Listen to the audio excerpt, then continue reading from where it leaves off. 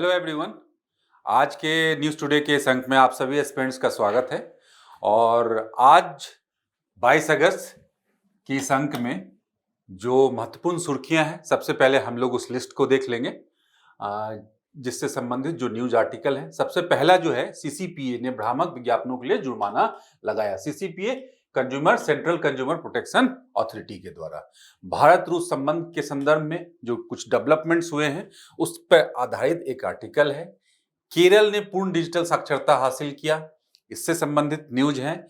Cyber अपराधों पर स्थायी समिति की रिपोर्ट, पार्लियामेंट्री स्थायी समिति की रिपोर्ट, संसदीय स्थायी समिति की रिपोर्ट के संदर्भ में बात है।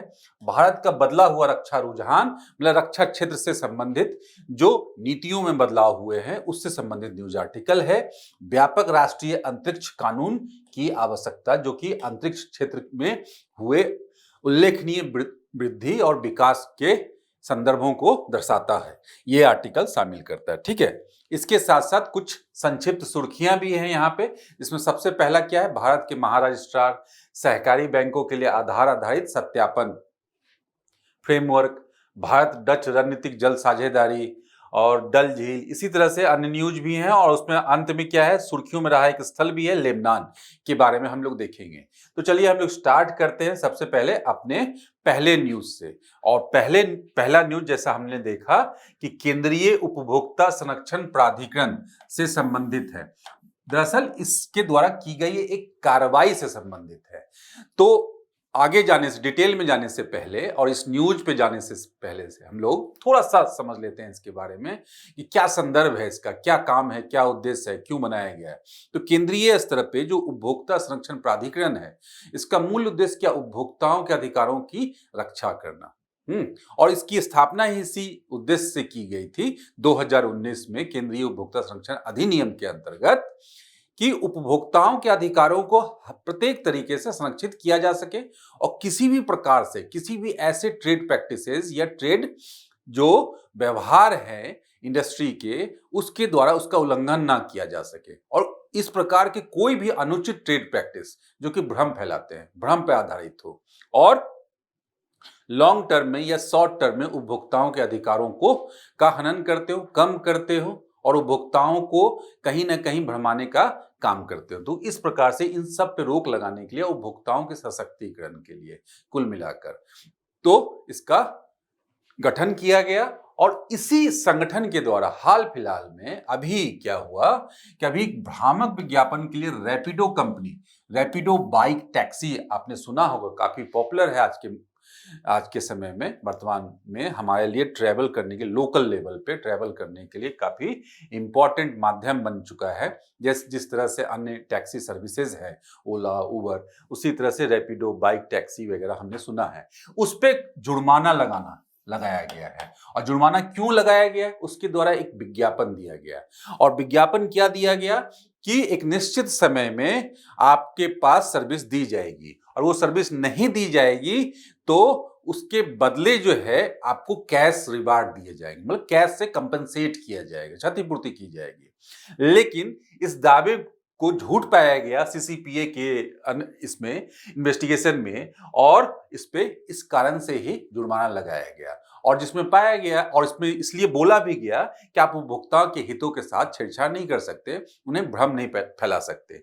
क्या था ये ऑफर ये था कि 5 मिनट में ऑटो नहीं तो 50 पाए और गारंटीड ऑटो का वादा किया गया था। यही बाइक टैक्सी, ऑटो टैक्सी वगैरह का से संबंधित सेवाएं प्रदान करता है। तो इसमें यही बताया गया था कि 5 मिनट में।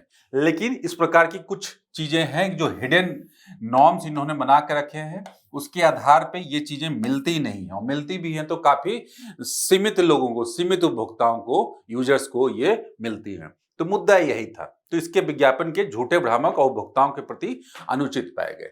तो यही संदर्भ था। तो इस संदर्भ को के कारण जो है, ये घटना के कारण जो है ना, जो भ्रामक विज्ञापन से जुड़ा जो मुद्दा है फिर से चर्चा में है। तो भ्रामक विज्ञापन व्यापक तौर पे कैसे जो है हमें प्रभावित करता है, हमारे आर्थिक हित को, सामाजिक हित को, कानूनी हितों को कैसे थोड़ा समझते हैं हमें।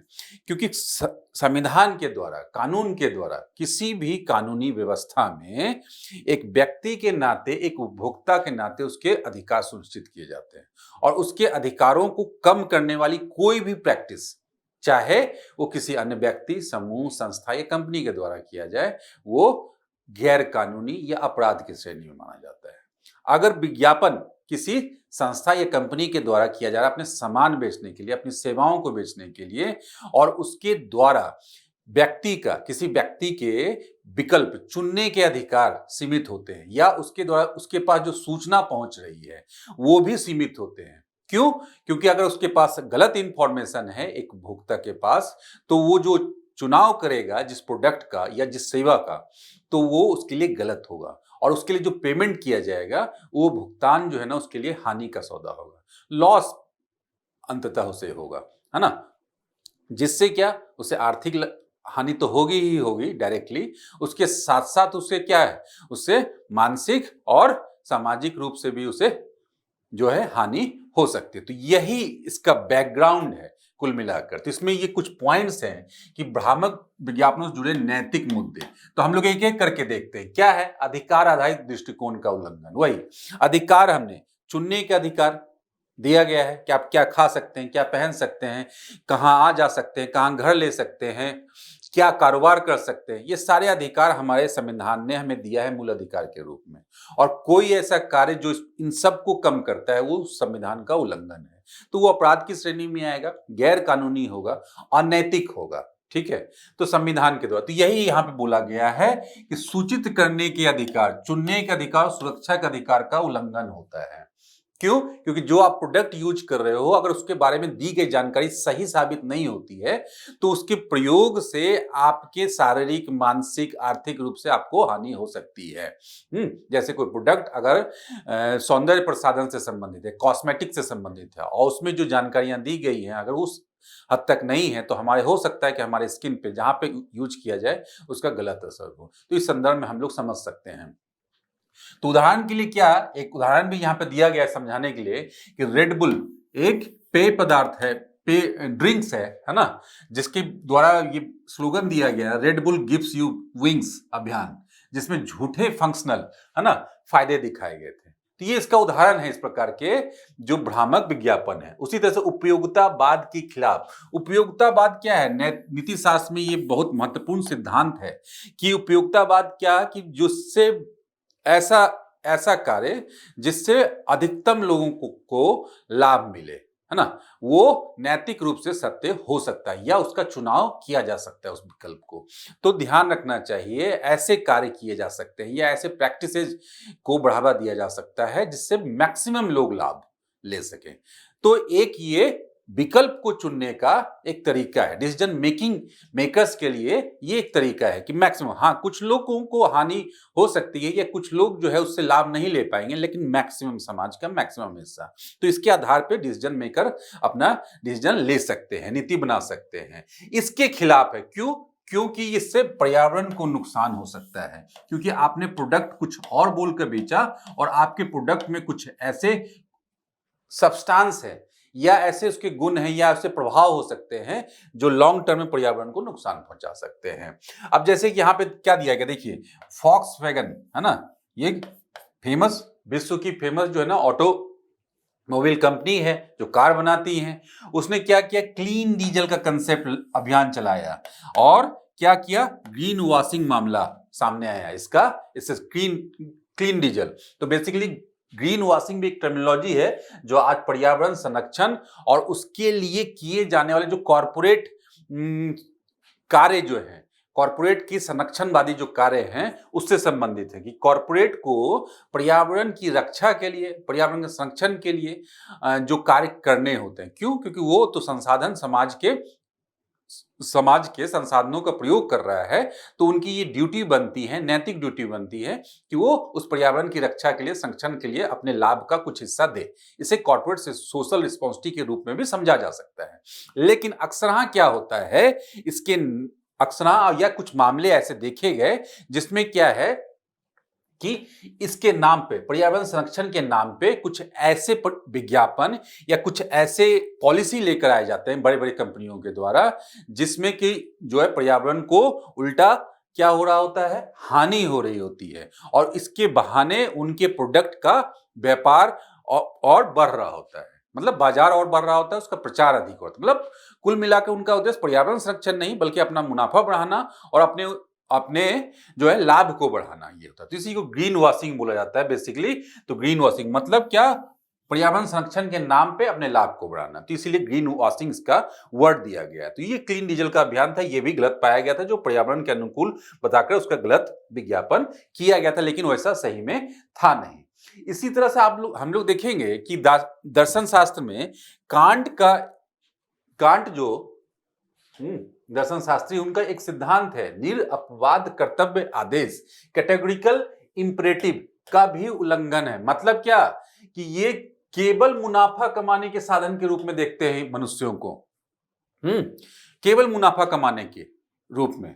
तो यही इसका मतलब है कि निरअपवाद कर्तव्य आदेश, मतलब ऐसे कर्तव्य को आप को पालन ही करना है जिस पे अपवाद नहीं है जिसके।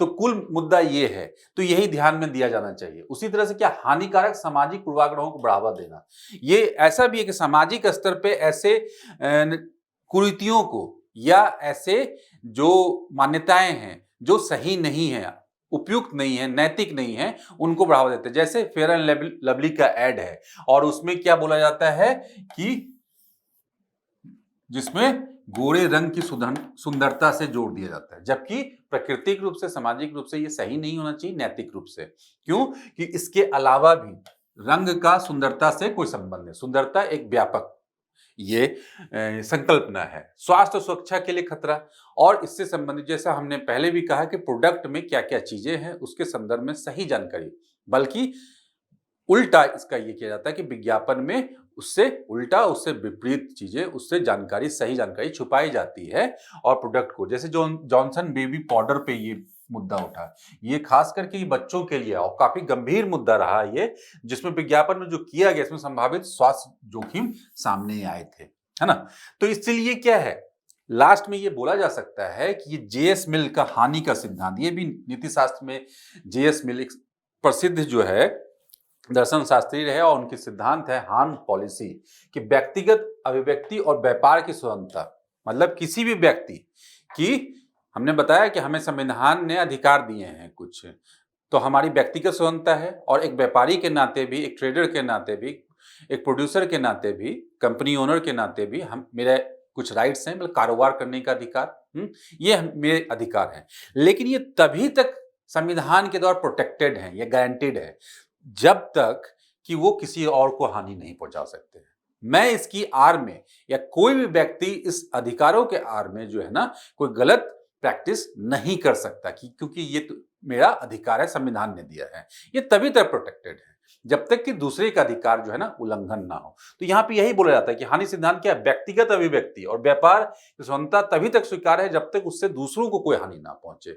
आप मुनाफा कमाएं, ये संविधान आपको देता है कि अगर आप, लेकिन क्या है कि आप सही तरीके से, सही प्रैक्टिसेस को लागू करते हुए, कंज्यूमर राइट्स का ध्यान में रखते हुए और देश के संवैधानिक ढांचे को ध्यान में रखते हुए आप काम करें, तो आपको वो मान्य होगा और वो स्वीकार किया जाएगा। इसी तरह से निपटने के लिए क्या है, भ्रामक विज्ञापन जो है उसके लिए कानूनी ढांचा क्या है इनके समाधान के लिए। तो कानूनी ढांचा हम लोगों ने वही देखा, उपभोक्ता संरक्षण अधिनियम 2019, जिसके तहत इस अथॉरिटी को बनाया गया, और इनको यहाँ पे इसमें परिभाषित भी किया गया, इसीलिए, ठीक है ना। और साथ ही सीसीपीए को इसकी जांच करने के लिए अधिकार दिया गया। तो मतलब क्या है, सीसीपीए जो है, केंद्रीय उपभोक्ता संरक्षण प्राधिकरण जो है ना, इसमें सर्वोच्च जांच करने वाली संस्था के रूप में आप देखेंगे इसमें सीसीपीओ को। और भ्रामक विज्ञापनों की रोकथाम के लिए दिशा निर्देश भी ये काफी महत्वपूर्ण है। इसे किसके द्वारा जारी किया गया, सीसीपीए के द्वारा ही। तो मतलब क्या, हमने क्या देखा यहाँ पे, दंड का प्रावधान सीसीपीए करता है, तो आप लोग नोट कर सकते हैं, दंड का प्रावधान, इसको भ्रामक विज्ञापनों को परिभाषित करने का, इसके संबंध में दिशा निर्देश जारी करने का। यह भी प्रश्न आ सकता है मेंस में या प्रीलिम्स परीक्षा में भी, कि सीसीपीए के क्या निम्नलिखित में से कौन कौन से कार्य हैं या नहीं है। तो परिभाषा, दंड और क्या दिशा निर्देश, ये खाद्य संरक्षा और मानक अधिनियम 2006, ये खाद्य गुणवत्ता से जुड़े भ्रामक विज्ञापन, क्योंकि प्रोडक्ट जो है, जो फूड प्रोडक्ट्स हो सकते हैं, जो खाने के लिए इस्तेमाल में लाए जाते हैं या पीने के लिए, हमने देखा अभी रेडबुल का एग्जाम्पल, तो उससे संबंध में अलग से जो है ना एक अधिनियम किया गया कि क्या स्टैंडर्ड मेंटेन किया जाना चाहिए और उसके संदर्भ में जो दंड निर्धारित करने का क्या प्रावधान है उससे संबंधित। उसी तरह से औषधि और चमत्कारिक उपचार से संबंधित जो कानून है, drugs and magic remedies objectionable advertisement act 1954, है ना, हमने ये आमतौर पे देखा है कि 2 दिनों में डायबिटीज गायब, या 2 दिनों में ऐसे कुछ महत्वपूर्ण बीमारी, जो बहुत बड़ी बीमारियां, जो गंभीर बीमारियां, उसका ऐड हम लोगों ने आसपास अपने देखा है, जो कि गैर कानूनी है। अगर वो दावे ठोस नहीं है, वो वैज्ञानिक नहीं है, तार्किक नहीं है, तो उनके नियंत्रण के लिए भी क्या है, ये ऐसे विज्ञापनों को रोक लगाता है जो चमत्कारी गुणों या अप्रमाणित लाभों, जिनका सर्टिफिकेशन नहीं है, ठीक है ना, तो को दावा करते हैं, तो ये गैर कानूनी होगा, इस कानून के तहत जो है मान्य नहीं होगा। तो इस तरह से हम लोगों ने देखा कि उपभोक्ता संरक्षण अधिनियम के संदर्भ में ये इस कार्रवाई के क्या मायने हैं और क्या नैतिक आयाम है। तो इसे हम लोग नीति शास्त्र के रूप में भी देख सकते हैं, नीति शास्त्र पेपर में भी, पेपर 4 में भी, और इसमें जो पूरा जो इवेंट है इसको हम लोग एक संस्था के रूप में भी देख सकते हैं कि संस्था के तौर पे ये कैसे क्या अधिकार है, और लोगों के अधिकारों के संदर्भ में भी इस न्यूज को हम लोग यूज कर सकते हैं। चलिए, दूसरा जो न्यूज है हमारा क्या है, भारत रूस संबंध। ये अंतर्राष्ट्रीय संबंध में भारत के द्विपक्षीय संबंधों से संबंधित है। भारत रूस संबंध, अगर जहां तक बात है रूस की भारत के लिए, तो भारत की विदेश नीति में भारत रूस संबंध एक महत्वपूर्ण पिलर के रूप में है। क्यों? क्योंकि भारत का रूस जो है एक परंपरागत साथी है, और तकनीकी भाषा में बोला जाए तो लॉन्ग स्टैंडिंग बोला जाता है इसे, और टाइम टेस्टेड पार्टनर है। मतलब कि समय के साथ, मतलब बदलते हुए समय के साथ जो है, बदलते हुए समय के साथ एक स्थायी मित्र राष्ट्र के रूप में भारत के लिए एक सहयोगी के रूप में जो रूस की भूमिका है वो काफी उल्लेखनीय है। और वर्तमान संदर्भों में भी अगर इसे जोड़कर देखा जाए भारत रूस संबंधों को, ये पूरी तरह से सटीक बैठती है। और भारत रूस संबंधों में जो महत्वपूर्ण घटनाक्रम हुए हैं उसके आधार पर हम लोग कह सकते हैं कि भारत रूस के संबंध जो है ना परंपरागत रूप से जो काफी महत्वपूर्ण रहे हैं, और भारत के लिए एक मित्र राष्ट्र के रूप में इसकी भूमिका महत्वपूर्ण है। तो इसके संदर्भ में ये न्यूज आर्टिकल है। न्यूज आर्टिकल क्या है कि अभी विदेश मंत्री रूस की यात्रा पे है, ठीक है, रूस की यात्रा पे है। संदर्भ क्या था? संदर्भ है भारत रूस अंतर सरकारी आयोग, और जो क्या है, वैज्ञानिक तकनीकी व्यापार, आर्थिक, वैज्ञानिक और तकनीकी सांस्कृतिक सहयोग पे भारत रूस अंतर सरकारी आयोग के 26वें सत्र, जो कि 1992 से किया जा रहा है, ठीक है। इसमें दोनों देशों की प्रतिनिधियों के द्वारा हिस्सा लिया जाता है, और इस पे विभिन्न विषयों, व्यापार, आर्थिक, वैज्ञानिक, तकनीकी और सांस्कृतिक सहयोग पे बातचीत की जाती है, और संबंधों को के आयामों पे डिस्कस किया जाता है। तो इसलिए काफी महत्वपूर्ण है ये इस दृष्टिकोण से, और इसके बारे में हम लोग और अन्य आयाम को हम लोग देखते हैं कि यात्रा के मुख्य परिणाम क्या रहे। तो जैसा हम लोग ने पहले ही डिस्कस किया मैंने कि भारत का ये परंपरागत साथी रहा है। तो परंपरागत साथी किस रूप में? आर्थिक रूप में, और क्या, वैज्ञानिक और तकनीकी सहायक के रूप में, और उसके साथ साथ जो सबसे महत्वपूर्ण है, सैन्य और रणनीतिक मामलों में भारत का एक लॉन्ग स्टैंडिंग और टाइम टेस्टेड पार्टनर के रूप में रूस की भूमिका काफी महत्वपूर्ण रही है। विभिन्न अंतर्राष्ट्रीय मंचों पे भारत के लिए एक सहयोगी के रूप में रहा है, और विभिन्न घटनाक्रमों में भी, ठीक है। तो ये इससे जुड़े हुए जो विभिन्न आयाम हैं उसके संदर्भ में कि इसके इस यात्रा में उससे संबंध में क्या क्या डिस्कशन हुआ, तो हम लोग फैक्चुअल पॉइंट्स को यहाँ पे देखेंगे।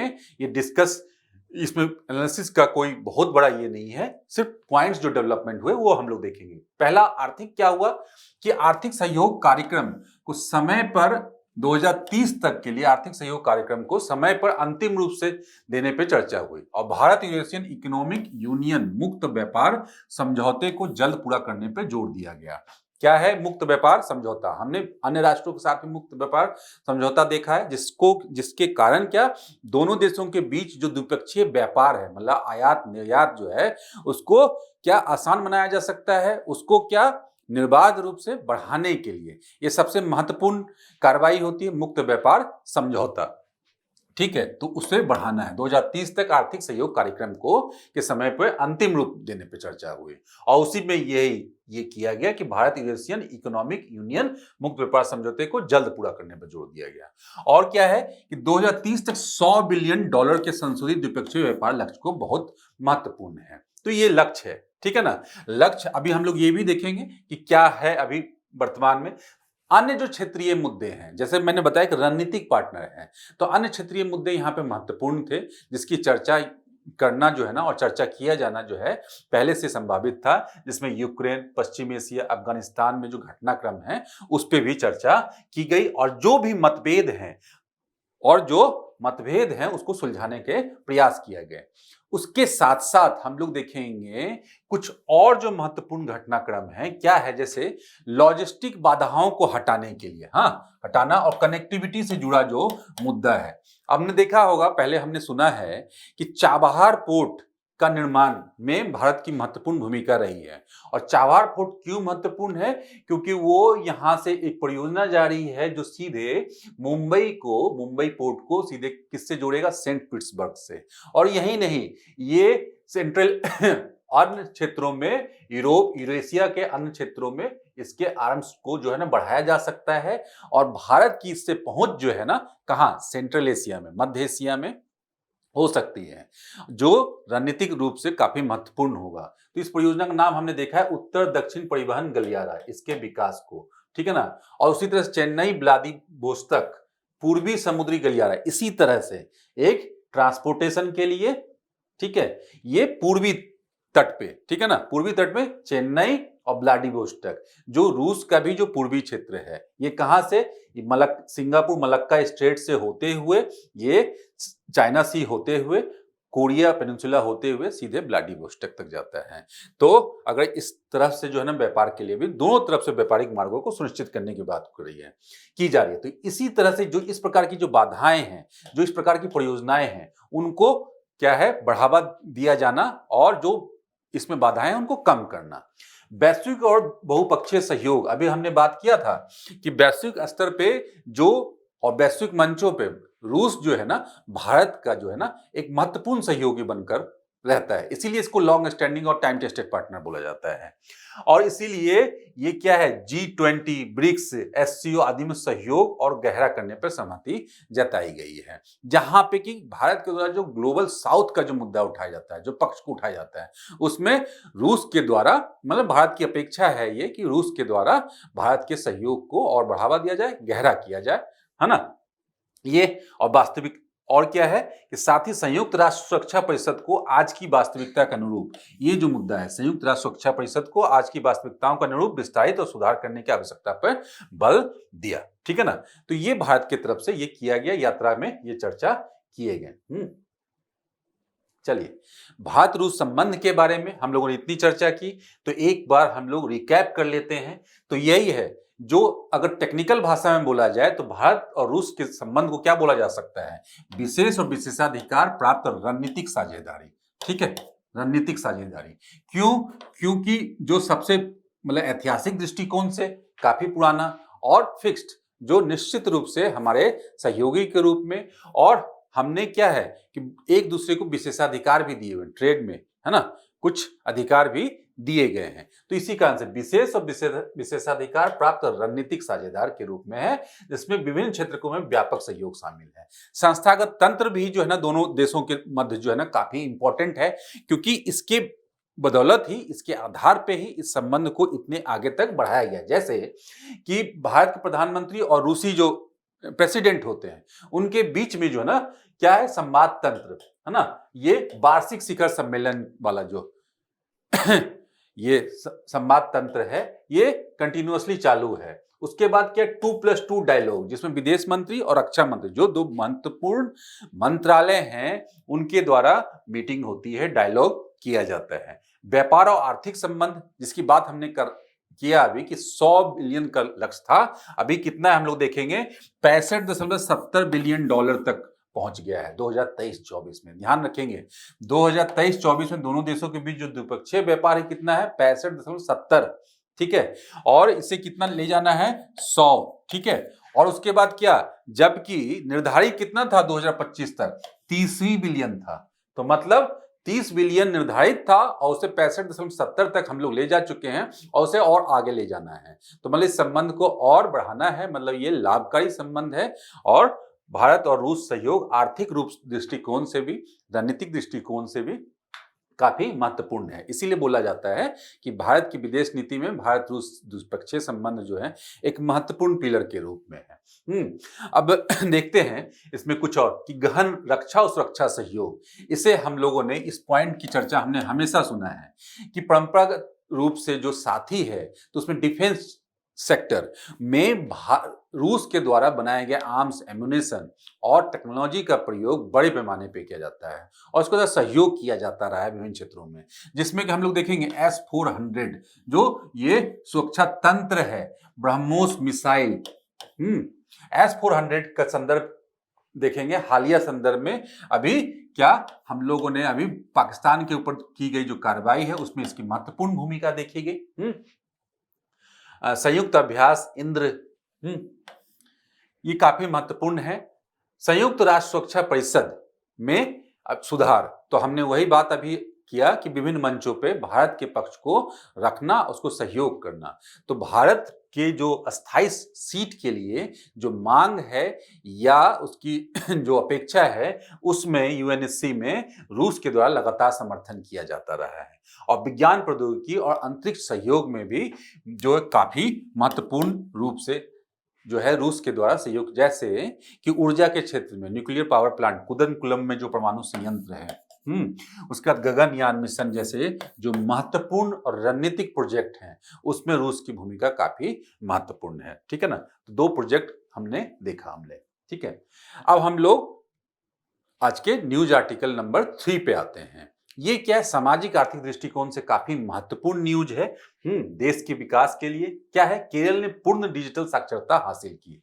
हमने इससे पहले क्या सुना है, साक्षरता के आंकड़े की बात जैसे ही आती है तो वैसे नाम किसका आता है देश में, केरल का सबसे पहले। क्यों? क्योंकि वहां पे सर्वाधिक साक्षरता है, महिला और पुरुष दोनों में, युवा और वृद्ध दोनों में, है ना। हर एक लेवल पे सामाजिक आर्थिक पृष्ठभूमि के बियॉन्ड जो है ना वहां पे साक्षरता दर काफी अधिक है। अब बात किसकी की जा रही है, डिजिटल साक्षरता की। तो इसी की एक्चुअली ये किसके अंतर्गत है, 2023 में एक शुरू की गई परियोजना डीजी केरलम, जिसके अंतर्गत उद्देश्य ही यही है कि पूरे केरला में जो निवासी हैं उनको डिजिटली क्या है, लिटरेट बनाना है, मतलब साक्षर बनाना है, और जिससे कि डिजिटल डिवाइड को कम किया जा सके और उन तक सरकार की जो उपयोगी जो सेवाएं हैं, डिजिटल सेवाएं हैं, उनको डिजिटली अवेलेबल करवाया जा सके, जो लाभ है उनको डिजिटली अवेलेबल करवाया जा सके, और इस सारी प्रक्रिया के द्वारा क्या है, उनको सशक्तिकरण के मार्ग पे आगे बढ़ाया जा सके। अंतिम उद्देश्य ये है। तो ये इस उद्देश्य के साथ ये प्रारंभ किया गया था और क्या है, इसका उद्देश्य सभी आयु वर्ग के नागरिकों तक, मतलब जनसंख्या के सभी वर्गों तक जो है ना डिजिटल क्रांति और ई सेवाएं पहुंचाना है। तो यही उद्देश्य से इसको शुरू किया गया था और भारत का पहला 100% डिजिटल साक्षर राज्य बन गया है। ये बहुत बड़ी महत्वपूर्ण उपलब्धि है। और एक्चुअली क्या है, इसकी शुरुआत क्या है, पहले शुरू हो गई थी जो अक्षय प्रोजेक्ट के नाम से वहां शुरू किया गया था, और अक्षय प्रोजेक्ट का भी उद्देश्य यही था कि डिजिटली जो है ना केरला को जो है ना इस सशक्त राज्य के रूप में निर्मित करना और वहां पे डिजिटल इंफ्रास्ट्रक्चर के विकास से लेकर डिजिटल डिवाइड को कम करते हुए जनता को उसमें जोड़ना और सारी सेवाओं को जो है ना ऑनलाइन बनाकर, ऑनलाइन प्लेटफॉर्म पे लाकर इंटरनेट के द्वारा के प्रयोग को, ई गवर्नेंस जैसी जो है ना सुविधाओं को बढ़ाकर जो जनता को सशक्त करना है भविष्य के लिए। तो उसी का ये पार्ट के रूप में ये सामने आया है डीजी केरलम, ठीक है। चलिए डिजिटल साक्षरता के बारे में थोड़ा हम लोग बात कर लेते हैं। केरल के संदर्भ में हमने देखा इन जनरल क्या है डिजिटल साक्षरता। तो डिजिटल साक्षरता बेसिकली वही किसी भी व्यक्ति, समुदाय या परिवार के संदर्भ में हम लोग देखेंगे कि रोजमर्रा के कार्यों में करने के लिए क्या डिजिटल प्रौद्योगिकियों को समझने तथा उनके उपयोग करने की क्षमता, जैसे कंप्यूटर, लैपटॉप और इंटरनेट के प्रयोग के संदर्भ में हम लोग इसे देख सकते हैं। इसके बहुत सारे लाभ हैं। सामाजिक रूप से, आर्थिक रूप से आप पूरी दुनिया से जुड़ जाते हैं इंटरनेट के माध्यम से। उस पर आप बहुत सारी सेवाएं सीख सकते हैं, बहुत स्किल ले सकते हैं, सेवाएं ले सकते हैं, स्किल सीख सकते हैं और आपको सरकार के द्वारा मिलने वाली परियोजनाओं का लाभ मिल सकता है, उससे जुड़ सकते हैं। ठीक है, तो ये व्यापक तौर पे ये जो ना डिजिटल साक्षरता जो है व्यक्ति और समाज के सशक्तिकरण की दिशा में एक महत्वपूर्ण कदम हो सकता है या है आधुनिक समय में। तो इसलिए इसे डिजिटल क्रांति के रूप में भी समझा जाता है। तो यहाँ पे यही बोला गया है कि डिजिटल रूप से साक्षर परिवार का अर्थ यही है कि परिवार में कम से कम एक व्यक्ति, है ना, जो कि 5 वर्ष या उससे अधिक आयु का हो, कंप्यूटर चला सकता है और इंटरनेट का उपयोग कर सकता है। तो ये इसकी टेक्निकल परिभाषा के रूप में हम लोग समझ सकते हैं, परीक्षा में लिखने के लिए काम आ सकता है। हम लोग जो अन्य आयाम है क्या है, सामाजिक आर्थिक विकास पर सकारात्मक प्रभाव। तो हम लोगों ने ये समझ सकते हैं कि इन पॉइंट्स में कैसे भूमिका हो सकती है। देखते हैं, पहला, सरकारी कार्यकुशलता में सुधार। ई गवर्नेंस का बेसिक मॉडल ही यही है कि जो भी सेवाएं हैं उनको क्या इंटरनेट के जरिए ऑनलाइन जो है अंतिम व्यक्ति तक पहुंचाया जा सकता है, बशर्ते इसमें चुनौती यही है कि अंतिम व्यक्ति भी जो है ना उस तक पहुंच पाए, वो साक्षर हो डिजिटली। ठीक है ना, एक जो चुनौतियां हैं उसको दूर करनी होगी। तो ई गवर्नेंस के द्वारा जो अंतिम व्यक्ति तक, दुर्गम इलाकों तक भी पहुंचा जा सकता है राज्य की सेवाओं को। इसी तरह से देखिए, इसका एग्जांपल क्या, किसान call centre, common service centre, है ना, सीएससीज जैसी परियोजनाएं सेवाओं के वितरण की पारदर्शिता एवं गति बढ़ाती है, जिससे कि अंतिम व्यक्ति तक सरकार की सेवाएं और लाभ को पहुंचाया जा सकता है। ग्लोबल कनेक्टिविटी, गांव में बैठा व्यक्ति भी कहीं दुनिया किसी भी कोने में किसी से बात कर सकता है, जुड़ सकता है, किसी से कोई स्किल सीख सकता है, कोई एजुकेशनल कोर्स कर सकता है। तो ग्लोबल कनेक्टिविटी इसमें है। लोकतांत्रिक प्रक्रिया में भागीदारी, नागरिकों को शासन, देखिए नागरिक जो है, नागरिक और शासन के मध्य जो है ना जितनी कमी होगी, मतलब दूरी जितनी कम होगी, जो शासन जो है उतना मजबूत होगा, लोकतंत्र उतना मजबूत होगा। और शासन और नागरिकों के बीच की दूरी जितनी अधिक होगी, लोकतंत्र उतना कमजोर होगा, जो कि पहले पुराने समय में जो लोकतंत्र की चुनौती रही है, क्योंकि फिजिकली उस समय काम करना पड़ता है। लेकिन आज ये संभव है कि सोशल मीडिया और नेटवर्क के द्वारा, मोबाइल नेटवर्क के द्वारा प्रशासन की नीति और जो पॉलिसी है और जो डिसीजन मेकिंग है और जो उनके द्वारा दिए जाने लाभ हैं, उसमें जनता को जोड़ा जा सकता है। और ये 2 वे किया जा सकता है कि जनता के फीडबैक को भी लिया जा सकता है, ठीक है, और से किया भी जा रहा है। तो यही है, नागरिकों को शासन में अधिक सक्रिय भूमिका निभाने के लिए। तो इससे क्या है, हम अपने लोकतंत्र को क्या पार्टिसिपेटिव डेमोक्रेसी बनाया जा सकता है। ठीक है ना। वित्तीय समावेशन में तेजी, फिर से वही बात कि वित्तीय समावेशन जैसे बैंकिंग सुविधा प्रदान किया जाना। हमने सुना भी है कि जनधन आधार योजना जो है ना, मोबाइल जो योजना है, आधार से ऑथेंटिकेशन किया जाना, केवाईसी अपडेट किया जाना और बैंक अकाउंट खोले जाना। तो इससे क्या है कि अंतिम व्यक्ति जिसके पास क्या है कुछ भी नहीं था, उसे क्या ऑथेंटिकेट करके उसके पास अकाउंट दे दिया, जिससे कि वो क्या पूरा वित्तीय जो है ना सीन में आ गया, वित्तीय सीन में मतलब बैंकिंग चैनल में वो शामिल हो गया और इससे उसका बैंकिंग मतलब वित्तीय समावेशन सुनिश्चित किया जा सकता है। जिस तरह से क्या आजकल देख सकते हैं डीबीटी, और उसके पास बैंक अकाउंट ही अगर नहीं है तो सरकार के द्वारा कोई भी मिलने वाला लाभ या मुआवजा उसके पास पहुंचाना मुश्किल होता था, जो कि आज आसान हो गया प्रत्यक्ष लाभ अंतरण। ठीक है, उसके जरिए उस व्यक्ति की पहचान भी सुनिश्चित की जा सकती है और उसे लाभ जो है ना तुरंत तीव्रता पूर्वक पहुंचाया जा सकता है। उसी तरह से यूपीआई, कोई भी ट्रांजैक्शन मिनटों में, सेकेंडों में किया जा सकता है। और उसके बाद क्या है कि बेसिकली यही है कि यह विकसित हो रही डिजिटल अर्थव्यवस्था के लिए बुनियादी आईसीटी कौशल प्रदान करती है और आजीविका के अवसरों को बढ़ाती है। मतलब कुल मिलाकर क्या है कि ये ओवरऑल एक इकोसिस्टम डेवलप करती है। डिजिटल क्रांति जो है ना, और डिजिटल लिटरेसी, जिससे क्या है कि पूरी जो है कनेक्टिविटी तो होगी ही होगी, लोगों की पहुंच तो हो बढ़ेगी ही बढ़ेगी, सरकार की भी पहुंच बढ़ेगी, और लोगों में अवेयरनेस, जागरूकता का स्तर भी बढ़ेगा, जिससे क्या है सशक्तिकरण अधिक होगा और नए नए आइडिया जन्म होगा, और क्या है कि एक समाज के रूप में, एक अर्थव्यवस्था के रूप में मजबूती और विकास के रास्ते पे बढ़ा जा सकता है इसके आधार पे। ठीक है, तो ये इसमें है।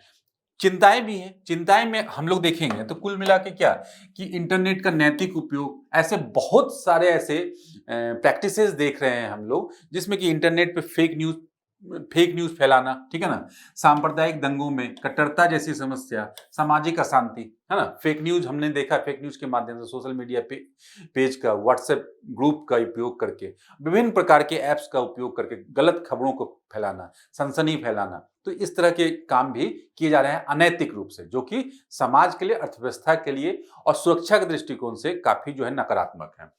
व्यक्तिगत डेटा की सुरक्षा, मतलब हम लोग आज सबका जो डेटा है कहाँ है, इंटरनेट पे अवेलेबल है किसी ना किसी माध्यम से, चाहे वो बायोलॉजिकल डेटा हो, चाहे वो वित्तीय डेटा हो।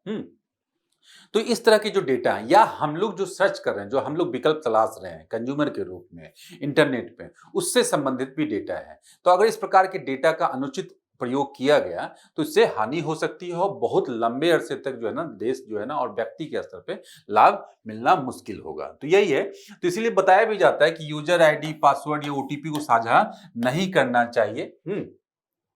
साइबर सुरक्षा के खतरे, तो साइबर सुरक्षा क्या, पूरा का पूरा साइबर तंत्र जो है ना कहीं संवेदनशील स्थिति में है साइबर हमलों के दृष्टिकोण से या साइबर फ्रॉड के दृष्टिकोण से, कि कोई एक व्यक्ति, बाहर का अपराधी व्यक्ति, प्रवृत्ति का व्यक्ति आपके साइबर सुरक्षा के अंतर्गत पहुंच के आपकी जो सूचनाएं हैं, महत्वपूर्ण सूचनाएं, और आपके स्पेस को जो है ना क्या कर सकता है, जो वहां से सूचनाओं को ले सकता है और अपने गलत तरीके से उपयोग कर सकता है, ठीक है ना। और उसके लिए रैंसम भी मांगे जाते रहे हैं हमेशा, है ना, और उसका फ्रॉड भी किया जाता है, बैंक अकाउंट से पैसे भी ये किए जा सकते हैं। तो इस प्रकार के जो साइबर जो सुरक्षा के जो खतरे हैं, ये भी जहां एक तरह से जो डिजिटल जो पूरा का पूरा सीन है उस पर जो है ना भरोसे को कम करता है और यूजर्स को जो है ना बाहर करता है, अधिक से अधिक यूजर्स को। तो ये एक महत्वपूर्ण चैलेंजेस है, और भारत में प्रथम डिजिटल साक्षर राज्य के रूप में केरल की उपलब्धि समावेशी डिजिटल रूपांतरण के लिए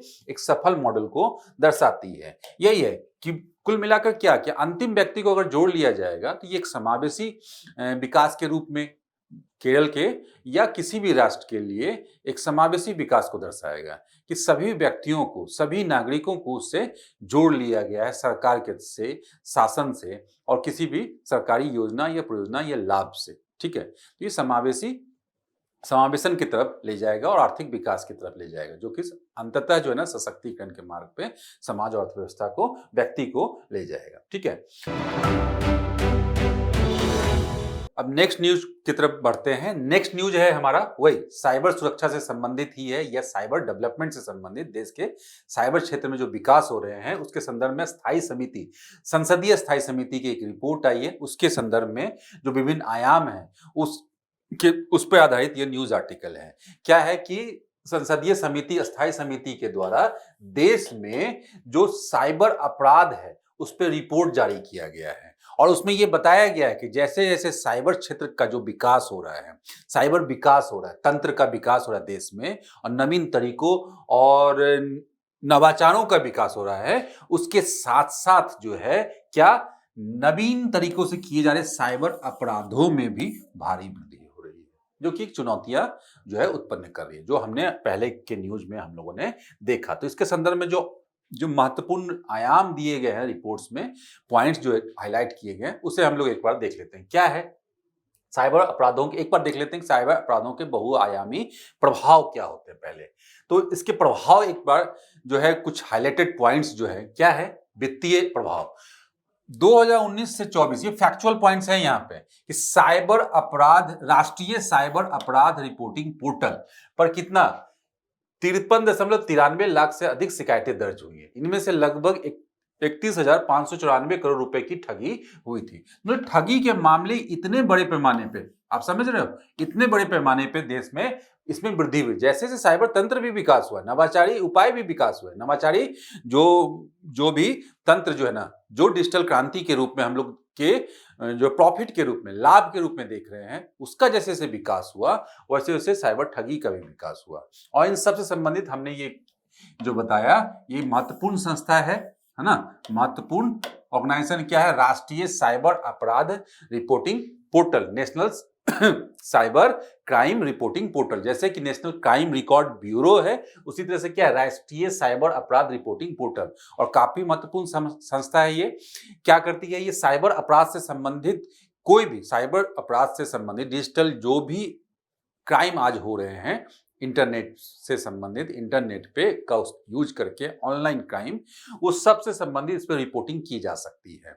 और यहाँ कुछ विशेष मामलों में इसमें ये सुनिश्चित भी किया गया है कि कुछ विशेष मामलों में, जैसे बाल शोषण है ना, बच्चों के शोषण के मामलों में, चाइल्ड पोर्नोग्राफी हमने सुना है, उसके बाद अश्लील वीडियो या यौनाचार और विभिन्न प्रकार के जो यौन अपराध है, उससे संबंधित कोई भी मटेरियल या कोई सब्सटेंस का ऑनलाइन यूज करना, अपलोड करना, या उससे संबंधित जो अपराध है, उस सब के मामले में अगर इस प्रकार के मामले हों तो यहाँ पे अपनी पहचान को गुप्त बताते हुए भी इस पर रिपोर्टिंग की जा सकती है। ठीक है, तो जिससे कि देश के विभिन्न कोनों में जो भी एजेंसी है वो इस पे आगे कार्रवाई कर सके। तो मतलब क्या है कि ये पोर्टल क्या करता है, ये पोर्टल डायरेक्ट जनता से जुड़ता है। डायरेक्ट किससे, पब्लिक से जुड़ता है ना, पब्लिक से जुड़ता है। मतलब जो विक्टिम है उसे कहीं जाने की जरूरत नहीं है, ऑनलाइन उसे जो है ना उसके द्वारा उसके साथ जो हुआ है फ्रॉड, उसको रिपोर्ट कर लिया जाए, जिससे कि ट्रैक किया जा सके और उसको सजा दिया जा सके। ठीक है, तो ये काफी महत्वपूर्ण अपडेट है और काफी महत्वपूर्ण संस्था है, तो ऐसे आप नोट कर लेंगे, यूपीएससी प्रीलिम्स के दृष्टिकोण से भी महत्वपूर्ण है। ठीक है, सामाजिक और मनोवैज्ञानिक प्रभाव, तो कोई भी साइबर अपराध जो है, जैसा हमने देखा कि सिर्फ जो है ना आर्थिक या और मानसिक ही नहीं है, बल्कि क्या लॉन्ग टर्म में क्या है, मनोवैज्ञानिक विकार के रूप में भी सामने आ सकते हैं। मनोवैज्ञानिक क्योंकि डिप्रेशन, ठीक है ना, और क्या, डिप्रेशन और अवसाद के रूप में एंजाइटी को जब भी जन्म देते, क्यों, क्योंकि वो आपके पर्सनालिटी की चोरी कर सकते हैं, आपकी पर्सनालिटी पे को डिफेम कर सकते हैं, और क्या है, जो आपकी प्रतिष्ठा, आपकी इज्जत, सम्मान को जो है ठेस पहुंचा सकते हैं। आर्थिक रूप से ठेस पहुंचा सकते हैं, सामाजिक रूप से और व्यक्तिगत रूप से, क्योंकि आपकी सूचनाएं उनके पास चलेंगी, या आपकी पहचान को चोरी करके वो कोई ठगी का मामला कर सकता है साइबर अपराधी। जैसे कि यहाँ पे बहुत सारे इंपॉर्टेंट ये घटनाएं आजकल देख रहे हैं, टर्मिनोलॉजी, साइबर स्टॉकिंग, पहचान की चोरी, सेक्सटॉर्शन, डीप फेक अश्लील कंटेंट के शिकार लोग अक्सर चिंता, अवसाद और आघात से पीड़ित हो जाते हैं। ठीक है, मतलब आर्थिक रूप से तो हानि है ही, उसके साथ साथ ये जो है मनोविकार भी उत्पन्न हो रहे हैं। राष्ट्रीय सुरक्षा, तो सामान्य सी बात है, ऐसे जो अपराधी तत्व हैं, क्या देश में क्या जो ट्रैफिकिंग का मामला है, दक्षिण पूर्व एशिया बेसिकली है ना, ट्रैफिकिंग जो मानव तस्करी है, धोखाधड़ी करने के लिए, सिम कार्ड की खरीद और सभी मनी लॉन्ड्रिंग हेतु क्रिप्टो करेंसी, इस प्रकार के मामलों को भी, मतलब जो लॉन्ड्रिंग से जुड़ा हुआ, मतलब सीमा पार भी जो गतिविधियां हो रही हैं, जो कि इलीगल जो है ना एजेंट्स को और जो आपराधिक तत्वों को जो है मदद कर रही है, या ऑर्गेनाइज्ड क्राइम को बढ़ा रही है, नॉन स्टेट एक्टर्स को बढ़ा रही है, जो कि नकारात्मक रूप से काम कर रहे हैं, जो आतंकवाद के लिए काम कर रहे हैं, इंसर्जेंट ग्रुप्स के लिए काम कर रहे हैं, उस पर भी ये महत्वपूर्ण रूप से जो है ना सहायता करता है, और जिससे कि राष्ट्रीय सुरक्षा के लिए जो कि बहुत चुनौती है। महत्वपूर्ण सूचना अवसंरचना, जैसे कि कोई बैंक हो सकता है, मंत्रालय हो सकता है, उस पे भी जो क्या है, साइबर हमले का जो है खतरा महत्वपूर्ण है। मतलब समय समय पे ये देखा गया है कि महत्वपूर्ण संस्थाओं के जो सर्वर हैं उस पर साइबर अटैक किए जाते हैं। तो इस तरह के मामले भी जो है ना साइबर सुरक्षा से जोड़कर देखा जा सकता है, और साइबर तंत्र से जोड़कर देखा जा सकता है, साइबर अपराध के एक प्रमुख प्रभाव के रूप में देखा जा सकता है। अब क्या है यहाँ पे मुद्दे, क्या है, मुख्य सिफारिश क्या है, मुद्दा यही पहला, मौजूदा कानून जो है वो क्या है कि जो कृत्रिम रूप से, मतलब आर्टिफिशियली जो बनाया गया जो यूजर है, उसमें अंतर नहीं कर सकता, उसमें और ओरिजिनल हमारे आपके जैसा।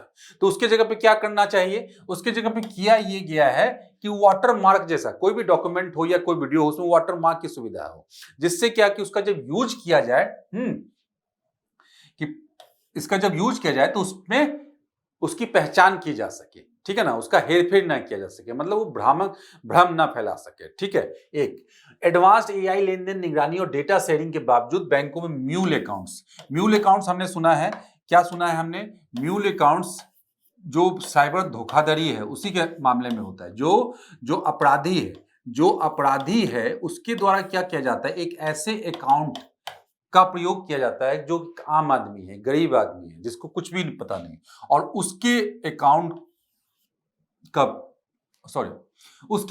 प्रयोग जो है इस तरह के लेन देन के लिए, जिससे कि उसकी पहचान सुनिश्चित नहीं की जा सके।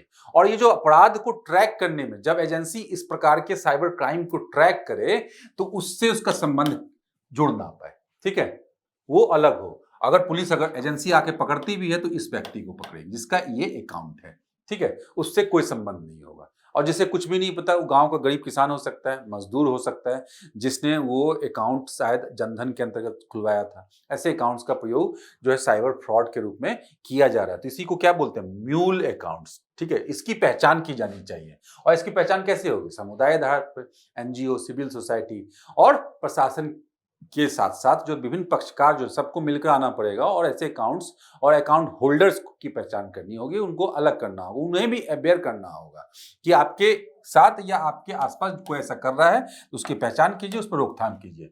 कुछ हम दिल्ली विशेष पुलिस स्थापना अधिनियम 1946 के तहत सामान्य सहमति वापस ले लिया, और इससे मामलेवार स्वीकृति की आवश्यकता होती है। इससे साइबर अपराधों से संबंधित, मतलब ये जांच के लिए जो नियम है, दिल्ली विशेष पुलिस स्थापना अधिनियम 1946, जिसके तहत सीबीआई काम करती है। तो सीबीआई को जो है ना क्या करें, राज्यों के सहमति के बिना देश भर में साइबर अपराध मामलों को जांच करने का अधिकार दे दिए जाए, है ना। तो सीबीआई के मामले में जो सीबीआई इस प्रकार के साइबर अपराध की जांच कर सके, तो मतलब इसमें संशोधन करके क्या है, विदेशी सेवा प्रदाताओं क्लाउड, ईमेल वगैरह डेटा प्राप्त करने के लिए कई वैधानिक प्रावधान नहीं है। मतलब क्या कि सारे सर्वर्स क्या है, बाहर होते हैं, तो उसके संदर्भ में कोई सूचना लेना हो तो उसके लिए कोई हमारे पास क्या कोई कानूनी बैकअप नहीं है, कोई वैधानिक प्रावधान नहीं है जिसके तहत जो है ना लीगली जो है ना बाउंड किया जा सके और समय के अंदर लिया जा सके। तो इसलिए क्या है, डेटा शेयरिंग और रियल टाइम में जो है ना डेटा को प्राप्त करने के संदर्भ में कानूनी अवशेषणा का निर्माण किया जाना चाहिए, है ना। और मौजूदा नियमों के तहत केवल महत्वपूर्ण सोशल मीडिया मध्यवर्तियों के लिए शिकायत निवारण और नोडल अधिकारी अनिवार्य है ना। तो सोशल मीडिया और जो इंटरमीडियरीज हैं, जो सोशल मीडिया प्लेटफॉर्म को रन करते हैं, तो अभी कुछ महत्वपूर्ण मामलों में, जबकि क्या है, अन्य आईटी मध्यवर्तियों को ऐसे नियमित संपर्क अधिकारी रखने की आवश्यकता नहीं है ना, बल्कि ये होना चाहिए सबके लिए, जो कि एक सामाजिक मंच के रूप में वो क्या है, विभिन्न यूजर्स को जो है ना वो एंटरटेन कर रहा है या उसको संचालित कर रहा है। तो उसलिए इस प्रकार के जो मध्यवर्ती हैं उनके लिए होना चाहिए ये रूल कि वो इस तरह के अधिकारी रखने की आवश्यकता हो। यहाँ पे यही लिखा गया, नोडल अधिकारियों की संख्या बढ़ाई जानी चाहिए और क्षेत्रीय प्रतिनिधियों की नियुक्ति की जानी चाहिए ताकि तेजी एवं क्षेत्र विशिष्ट समन्वय संभव हो सके, मतलब क्षेत्रीय आधार पर भी इसको रोक लगाया जा सके। तो ये था साइबर अपराध से संबंधित, बढ़ते हुए साइबर अपराध से संबंधित। अब चलिए नेक्स्ट जो हमारी न्यूज है सुरक्षा के संदर्भ में ही है।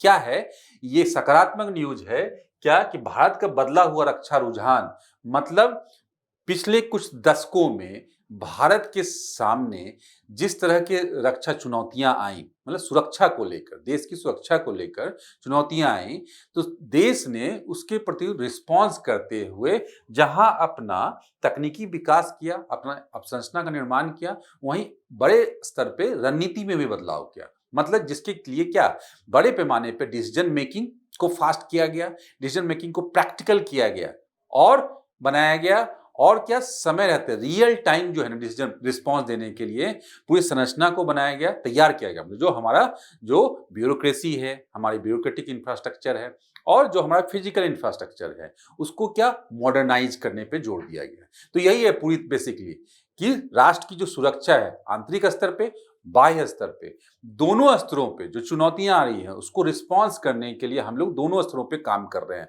और बहुत तेजी से, बहुत उल्लेखनीय तरीके से काम कर रहे हैं, जिसमें कि क्या डिसीजन मेकिंग के लेवल पे, नीति निर्माण के लेवल पे, उसके कार्यान्वयन के लेवल पे, और क्या जो फिजिकल इंफ्रास्ट्रक्चर है, आर्म्स, इक्विपमेंट और जो इससे संबंधित जो अन्य टेक्नोलॉजी है उसके विकास के संदर्भ में। ठीक है, और इसमें सरकार के साथ साथ गैर सरकारी पार्टनर्स को भी भूमिका देने की बात चल रही है, जिससे कि रक्षा मैन्युफैक्चरिंग को भी बढ़ावा दिया जाना इसके एक पक्ष के रूप में हम लोग समझ सकते हैं। इसके संदर्भ में ये न्यूज है ना। तो इसके क्रक्स को मैंने बता दिया, संदर्भ हमने समझ लिया है। तो हम लोग यही यहाँ पे लिखा हुआ है कि भारत की रक्षा में आंतरिक सुरक्षा की स्थिति में निर्णायक बदलाव हुए हैं। अब पिछले दशक भारत की रक्षा और आंतरिक सुरक्षा स्थिति मजबूती, स्पष्टता और आत्मनिर्भरता, मजबूती, ठीक है ना, फास्ट रिस्पॉन्स हुआ है, ठीक है ना, डिसीजन मेकिंग प्रैक्टिकल हुआ है, स्पष्टता आई है, ठीक, और आत्मनिर्भरता। और आत्मनिर्भरता का पक्ष हमने बताया कि डिफेंस मैन्युफैक्चरिंग और इससे संबंधित जो मैन्युफैक्चरिंग जो राष्ट्र की सुरक्षा से डायरेक्टली जुड़ा हुआ है उसको क्या देश में ही बनाए जाने की बात, देश की टेक्नोलॉजी के द्वारा और देश के लोगों के द्वारा, देश की कंपनियों के द्वारा, ठीक है ना, चाहे सरकारी कंपनी हो चाहे प्राइवेट कंपनी हो, दोनों के द्वारा इसमें ये बढ़ावा दिया जा रहा है इसको। तो एक पूरा का पूरा एक इकोसिस्टम डेवलप हो रहा है जो कि राष्ट्र की सुरक्षा को सबसे सर्वोपरि रख रहा है और उसके संदर्भ में जिस प्रकार की इंफ्रास्ट्रक्चर की आवश्यकता है, अत्याधुनिक इंफ्रास्ट्रक्चर और टेक्नोलॉजी की आवश्यकता है, उसके विकास को भी बल मिलेगा। तो ये देखते हैं कि क्या आयाम है, यही है रक्षा क्षमता को कैसे मजबूत करना। ये जो पूरा का पूरा हमने समझा कि इकोसिस्टम को बनाया जा रहा है, डेवलप किया जा रहा है, जिससे कि देश की रक्षा के सामने जो चुनौतियां उभर के आ रही हैं उसको रिस्पॉन्स दिया जा सके। पहला रक्षा व्यय, तो पहला सबसे पहले क्या, सब पैसे की आवश्यकता है, फंड की आवश्यकता होगी, तो उसे क्या बढ़ा दिया गया। तो 2013-14 में कितना था 2.53, उसको क्या कर दिया गया 6.81, 25-26 में लगभग 3 गुना है, लगभग 3 गुना।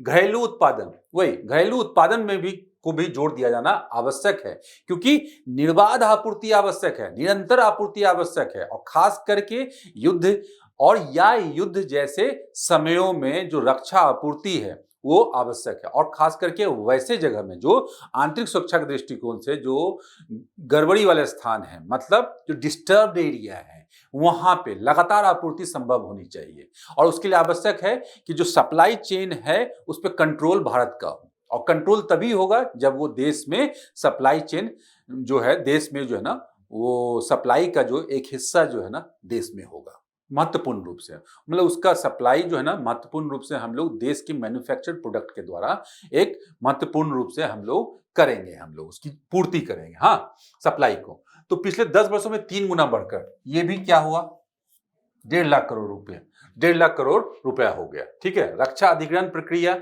2020 के तहत क्या किया गया, वही बात हमने जो किया कि भारतीय स्वदेशी रूप से डिजाइन, विकसित और विनिर्मित, IDDM, इंडिजिनियसली डिजाइंड, डेवलप्ड और क्या मैन्युफैक्चर्ड, यही 3 है उदाहरण, डिजाइंड, डेवलप्ड और मैन्युफैक्चर्ड, यानी खरीद को प्राथमिकता दी जाती है। तो ये चीजें हैं। सृजन पोर्टल काफी महत्वपूर्ण है और सकारात्मक स्वदेशीकरण सूची का उद्देश्य आयात पर निर्भरता को कम करता है। तो हमने क्या किया, बनाना यहाँ पे, और क्या आयात को कम करना, निर्यात को बढ़ावा देना, ठीक है। तो इससे क्या है, देश की जो है ना रक्षा जो क्षमता है उसका विकास होगा, ठीक है। रक्षा निर्यात भी 34 गुना बढ़ा है, 34 गुना, जो कि कब कितना हो गया अभी 23,622 करोड़। ये सारे फैक्ट्स जो है ना काफी इंपॉर्टेंट है मेंस परीक्षा के दृष्टिकोण से, और प्रीलिम्स में भी डायरेक्ट स्टेटमेंट पूछे जा सकते हैं क्योंकि काफी चर्चा में रहते हैं ये सब चीज। और अब भारतीय हथियार उपकरण 100 से ज्यादा देशों को हम लोग निर्यात भी करते हैं, जैसे अमेरिका, फ्रांस, आर्मेनिया आदि को निर्यात किया जाता है। अन्य सुधार क्या है, पूंजी और उन्नत प्रौद्योगिकी को आकर्षित करने के लिए रक्षा क्षेत्र में FDI को उदार बनाया गया, कि FDI को आसान बनाया गया, FDI नीतियों को, जिससे कि बाहर के निवेशक हमारे देश में निवेश कर सकें रक्षा क्षेत्र में, जिससे रक्षा उत्पादन को बढ़ाया जा सके लंबे अरसे के लिए। और यही इंडियन डिफेंस जो एक्सपोर्ट है और प्रौद्योगिकी विकास निधि के माध्यम से नवाचार को बढ़ावा दिया जा रहा है। इनोवेशन, क्योंकि सबके जड़ में क्या है, केंद्र में रिसर्च एंड डेवलपमेंट और इनोवेशन, और जितना अधिक होगा हम इस क्षेत्र को उतना अधिक बढ़ावा दे सकते हैं। जो भी दुनिया के जो विकसित राष्ट्र हैं और जो रक्षा तकनीक में सबसे आगे हैं, वहां पे नवाचारी उपाय और R&D जो है ना उनका काफी आगे है। तो हम लोग देश को भी उस दिशा में ले जाना चाहते हैं। ठीक है, आतंकवाद रोधी सख्त नीति, ठीक है, इससे जोड़कर हमने बार बार बात क्या किया कि स्पष्ट, मजबूत और प्रैक्टिकल नीति को हमने लाया है, जिससे क्या है कि कोई भी चुनौती अगर उभर कर आए, युद्ध या युद्ध जैसी कोई घटना हो, तो उसमें हम लोग तुरंत कार्रवाई कर पाए, प्रैक्टिकल कार्रवाई कर पाए, और इसमें क्या देश का हित सर्वोपरि, देश की सुरक्षा का हित सर्वोपरि हो, इसमें कोई भी इफ और बट की बात नहीं होनी चाहिए। तो उसका सबसे बड़ा उदाहरण क्या, सर्जिकल स्ट्राइक 2016 में, जिसमें हमने जो है सीमा पार करके हमने मतलब आतंकी घटनाओं को, आतंकी गतिविधियों को जो है ना खत्म किया। ऑपरेशन सिंदूर जो अभी वर्तमान में हुआ, पहलगाम की घटना हुई, उसके कार्रवाई के स्वरूप हुआ। ठीक है, मतलब टिट फॉर टैट, मतलब जिसको जैसे को तैसे वाली बात, जो ये प्रैक्टिकल एक संदेश था। इसलिए तो जैसी कार्रवाइयों को अंजाम दिया गया, तो इस संदर्भ में इसको सख्त नीति के रूप में देखा जा सकता है। ठीक है, और इसके आधार पे हम लोग इसे व्यवहारिक नीति कहना जो है ना ज्यादा उचित है। 2025 में घोषित सुदर्शन चक्र मिशन का लक्ष्य, अब सुदर्शन चक्र क्या है कि ये तो हमने बात किया क्या आक्रामक कार्रवाई की, लेकिन क्या है हमारे पास क्या, हमारे पास डिफेंसिव जो है, हमारी रक्षा के लिए भी जो है ना, आत्मरक्षा के लिए भी जो है ना हमारे पास नीति होनी चाहिए। तो सुदर्शन चक्र मिशन वही है, ये एक व्यापक जो है पूरा का पूरा अम्ब्रेला प्रोजेक्ट होगा, जो कि हमारी रक्षा को सुनिश्चित करेगा, जो साइबर हमलों से बचाएगा, जो अन्य प्रकार के फिजिकल हमलों से हमें बचाएगा। पूरा का पूरा एक तंत्र विकसित किया जाएगा। यही है भविष्योन्मुखी और स्वदेशी राष्ट्रीय सुरक्षा कवच तैयार करना, मतलब पूरा का पूरा एक कवच तैयार करेगा जो देश को विभिन्न प्रकार के हमलों से, जो परंपरागत हमले हैं, जो परंपरागत हमले हैं और जो गैर परंपरागत, जो भविष्य में होने की उम्मीद है, उन सब से जो है सुरक्षा प्रदान करने का काम करेगा एक कवच के रूप में। और इसीलिए प्रधानमंत्री अब जो है 5 न्यू नॉर्मल्स की बात करते हैं, मतलब जो 5 बातें जो अब सामान्य हो गई हैं उनकी बात की जाती है। उसे हम लोग ऐसे देख सकते हैं, ये है क्या है कि आतंकवादी हमलों का कठोर जवाब दिया जाएगा। यही जो हमने बात किया कि जैसे को तैसा, उनके साथ कोई रहम नहीं, जीरो टॉलरेंस की नीति। हाँ, जो कि हम लोग आंतरिक स्तर पे भी जो भी उग्रवाद और इंसर्जेंट ग्रुप्स हैं उसके द्वारा हम लोग मनाते हैं, मतलब दहशतगर्दी, आतंकवाद और उग्रवाद, इसका कोई जगह नहीं है। ठीक है, परमाणु ब्लैकमेल को सहन नहीं किया जाएगा किसी भी स्टेट एक्टर्स के द्वारा, किसी भी पड़ोसी राष्ट्र के द्वारा। बेसिकली पाकिस्तान के संदर्भ में ये बात जो है काफी मुद्दा ये चर्चित था ये कि, और उसका आतंकवादियों उनके प्रायोजकों के बीच कोई भी भेद नहीं किया जाएगा। मतलब चाहे प्रायोजक कौन होंगे, एक महत्वपूर्ण अंतर्राष्ट्रीय संबंध में 2 वर्ड आते हैं, नॉन स्टेट एक्टर्स और नॉन स्टेट एक्टर्स। मतलब नॉन स्टेट एक्टर्स मतलब कोई राष्ट्र, कोई राष्ट्र, और नॉन स्टेट एक्टर्स मतलब कोई आतंकवादी संगठन हो सकता है जिसे किसी राज्य, किसी भी स्टेट का, कंट्री का जो है बैकअप हो, है ना, डायरेक्टली और इनडायरेक्टली।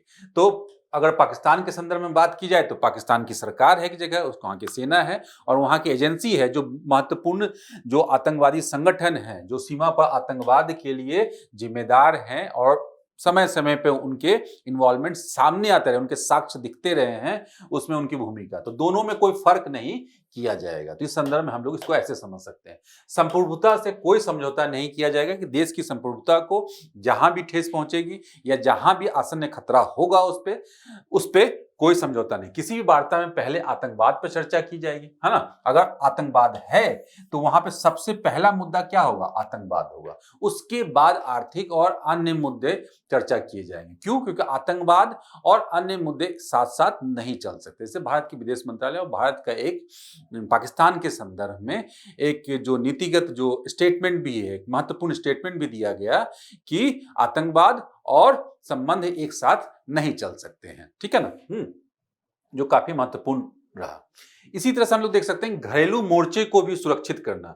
हमने बात वही किया कि सुरक्षा की जब जैसे ही बात आती है तो 2 स्तर पे बात आती है, एक बाह्य सुरक्षा, ठीक है ना, और एक आंतरिक सुरक्षा। और आंतरिक स्तर पर चुनौतियां कहाँ हैं, नक्सलवाद, उग्रवाद और जो विभिन्न इंसर्जेंट ग्रुप्स जैसे नॉर्थ ईस्ट में जम्मू कश्मीर और उससे संबंधित जो इलाके हैं वहाँ पे डिफरेंट जो ऑपरेटिव्स काम कर रहे हैं, और जो मध्य भारत का जो क्षेत्र है, वन क्षेत्र जो है, वहाँ पे जो LWE जो वामपंथी उग्रवाद से प्रभावित जो जिले और राज्य हैं, है ना, छत्तीसगढ़, मध्य प्रदेश, महाराष्ट्र, झारखंड, तो इस तरह से और नॉर्थ ईस्ट में डिफरेंट इंसर्जेंट ग्रुप्स। तो इसमें हम लोग देख सकते हैं घरेलू मोर्चे पे भी सुरक्षित करना, क्या वामपंथी उग्रवाद पे काफी हद तक नियंत्रण कर लिया गया है, वो भी इंपॉर्टेंट है देश की सुरक्षा को सुनिश्चित करने के लिए, जिसमें कि 85% की कमी आई है उसमें हताहत होने वाले लोगों की संख्या की। उसका क्या वित्तीय समावेशन, तो सिर्फ इससे काम नहीं चलेगा, ये सिर्फ रक्षा से जुड़ा हुआ मुद्दा नहीं है। आंतरिक स्तर पर अगर हम बात की जाए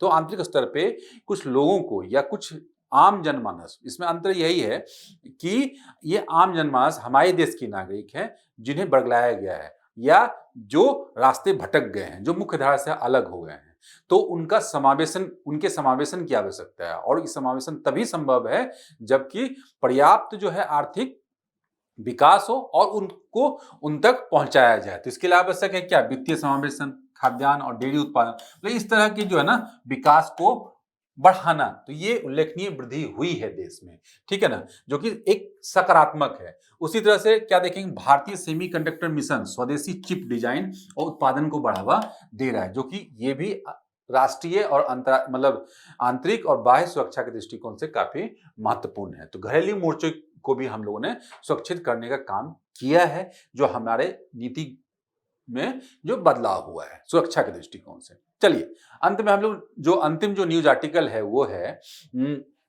व्यापक राष्ट्रीय अंतरिक्ष कानून की आवश्यकता। ये अंतरिक्ष प्रौद्योगिकी से संबंधित है, पेपर 3 है ना, जनरल स्टडीज पेपर 3, जिसमें अंतरिक्ष प्रौद्योगिकी का विकास, ठीक है, और उससे जुड़े जो महत्वपूर्ण संस्थाएं हैं और महत्वपूर्ण जो पर्सनालिटीज हैं उसके बारे में हमें जानना चाहिए, उससे संबंध में ये न्यूज आर्टिकल है। तो यहाँ पे यही है कि व्यापक राष्ट्रीय अंतरिक्ष कानून की आवश्यकता है। क्यों कि देश में पिछले जो है ना 5-6 दशकों में देश में उल्लेखनीय वृद्धि हुई है। हमारे पास जो हमने एकदम जीरो से जो है ना शून्य से स्टार्ट करके हम आज देश की अंतरिक्ष एजेंसी को या देश के अंतरिक्ष क्षेत्र को दुनिया के नक्शे पे शामिल कर पाए हैं, और मंगलयान, चंद्रयान जैसे जो है ना बहुत बड़े बड़े जो है ना मिशन को जो है ना हमने सही कर दिखाया है, और कम पैसे में, मतलब कम लागत में, जो कि हमारी बहुत बड़ी उपलब्धि है, ठीक है। तो इस संदर्भ में क्या है, ये पूरा का पूरा इकोसिस्टम डेवलप हुआ है, जिसमें सिर्फ सरकारी एजेंसी ही नहीं बल्कि बहुत सारे प्राइवेट पार्टनर्स की भी भूमिका रही है, और उसको भविष्य में बढ़ाए जाने की आवश्यकता है, जिससे कि हम लोग वही कि एक इकोसिस्टम डेवलप कर पाए, जिससे कि देश में अंतरिक्ष प्रौद्योगिकी के विकास के लिए R&D को बढ़ाया जा सके, रिसर्च को बढ़ाया जा सके, इनोवेशन को बढ़ाया जा सके, जो प्राइवेट जो इन्वेस्टमेंट है उसे बढ़ाया जा सके।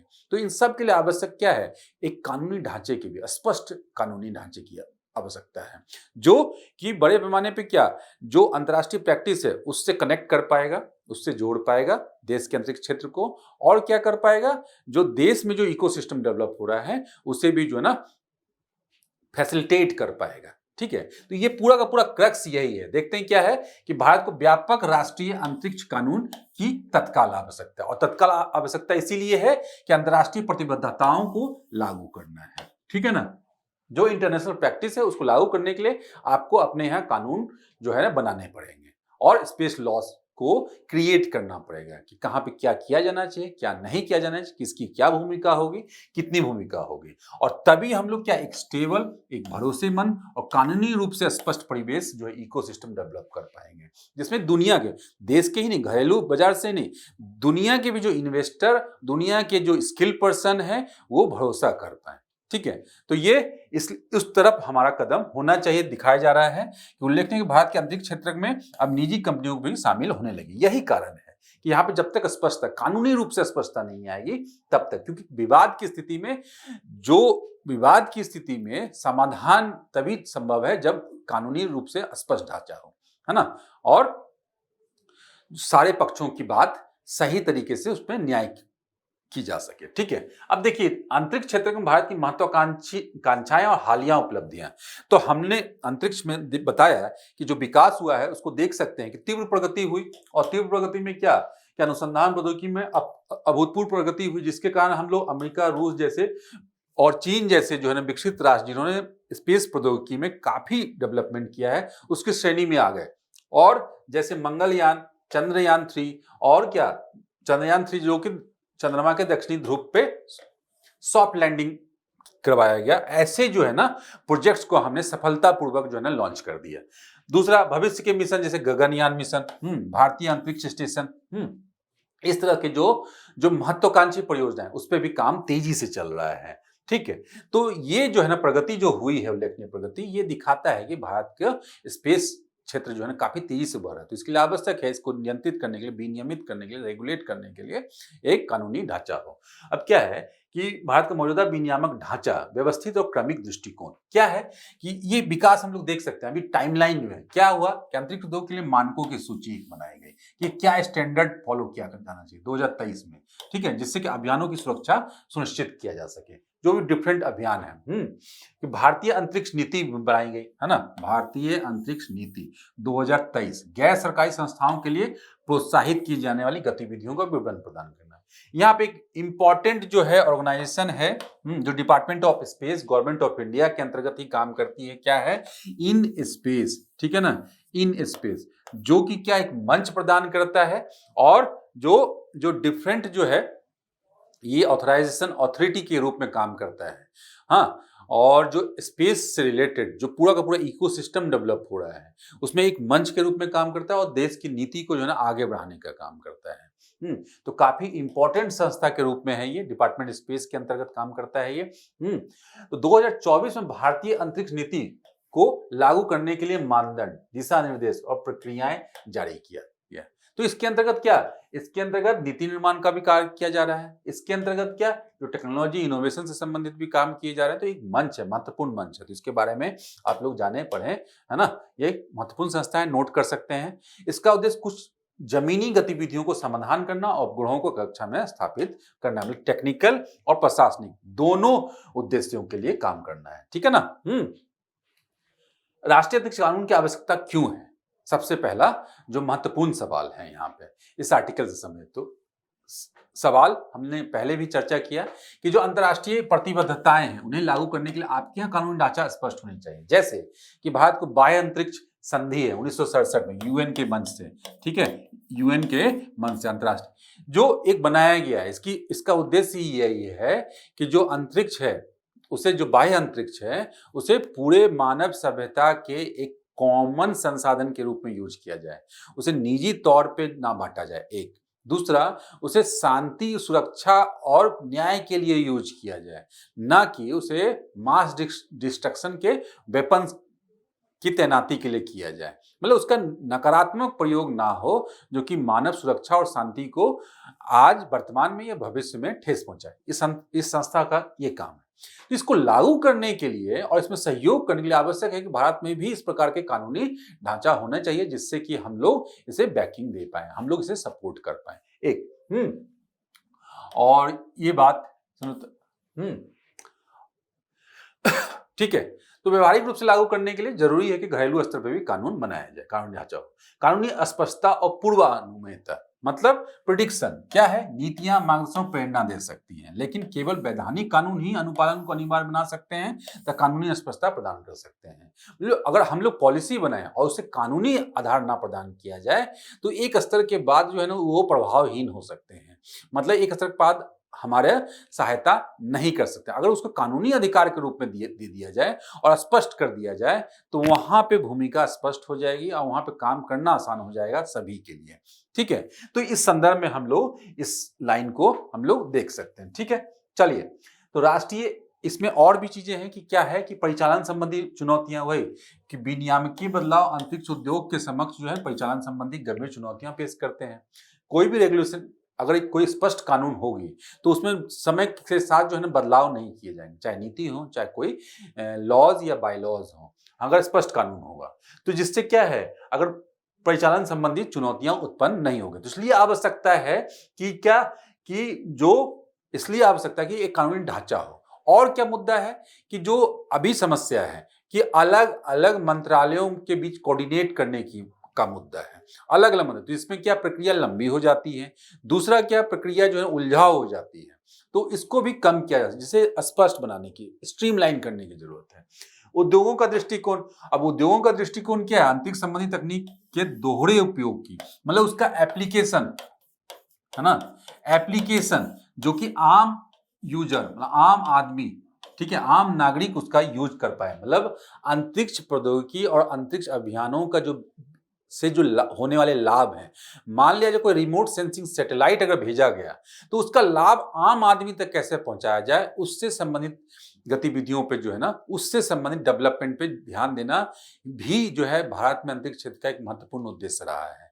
क्यों? क्योंकि आपने टैक्स पेयर का पैसा अगर खर्च किया है तो आम आदमी को उसके लाभ मिलने चाहिए। और जैसा हमने देखा कम्युनिकेशन के क्षेत्र में, मौसम पूर्वानुमान के क्षेत्र में, कृषि से संबंधित सूचनाओं के क्षेत्र में, हम आपदा प्रबंधन के संदर्भ में क्षेत्र में, जो इसरो और जो उससे संबंधित जो सैटेलाइट्स हैं उनकी भूमिका कितनी बढ़ गई है और कितना हमारे जीवन को आसान बना दिया गया है स्पेस क्षेत्र के विकास ने। तो इस संदर्भ में हम इसे देख सकते हैं कि अंतरिक्ष संबंधी तकनीक के दोहरे उपयोग प्रकृति का विशेष प्रकार की जटिलताएं निर्मित होती हैं, जैसे देरी होना, बिना अधिक सरकारी नियंत्रण और बौद्धिक संपदा अधिकार सुरक्षित करने की जरूरत, मतलब डिफरेंट टाइप के ऐप्स को डेवलप करने की जरूरत है, डिफरेंट टाइप की चीजें, प्रोडक्ट्स हैं, है ना, और डिफरेंट टाइप के जो पार्टीज भी हैं, मतलब प्राइवेट पार्टीज भी है इसमें। तो इसमें क्या है, इससे आईपीआर से संबंधित मुद्दा भी हो सकता है।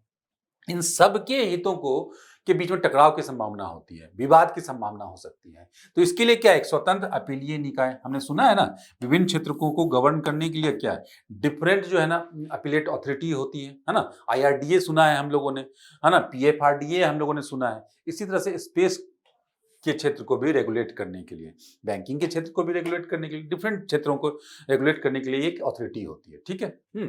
निष्कर्ष यही बोला जा सकता है कि हमने बताया ना कि आयन स्पेस जो इस प्रकार के जो मंच हैं ना, कॉमन मंच है, इनको जो है ना कानूनी अधिकार प्रदान किए जा सकते हैं, बैकिंग दिया जा सकता है, और जिससे क्या है कि सरकार व निजी क्षेत्र दोनों को जरूरी कानूनी स्पष्टता, पूर्वानुमेयता और परिचालन में निश्चितता मिलेगी कि उन्हें क्या करना है, क्या नहीं करना है, ठीक है, क्या उनके अधिकार हैं, ठीक है, और क्या वो कर सकते हैं, ठीक है।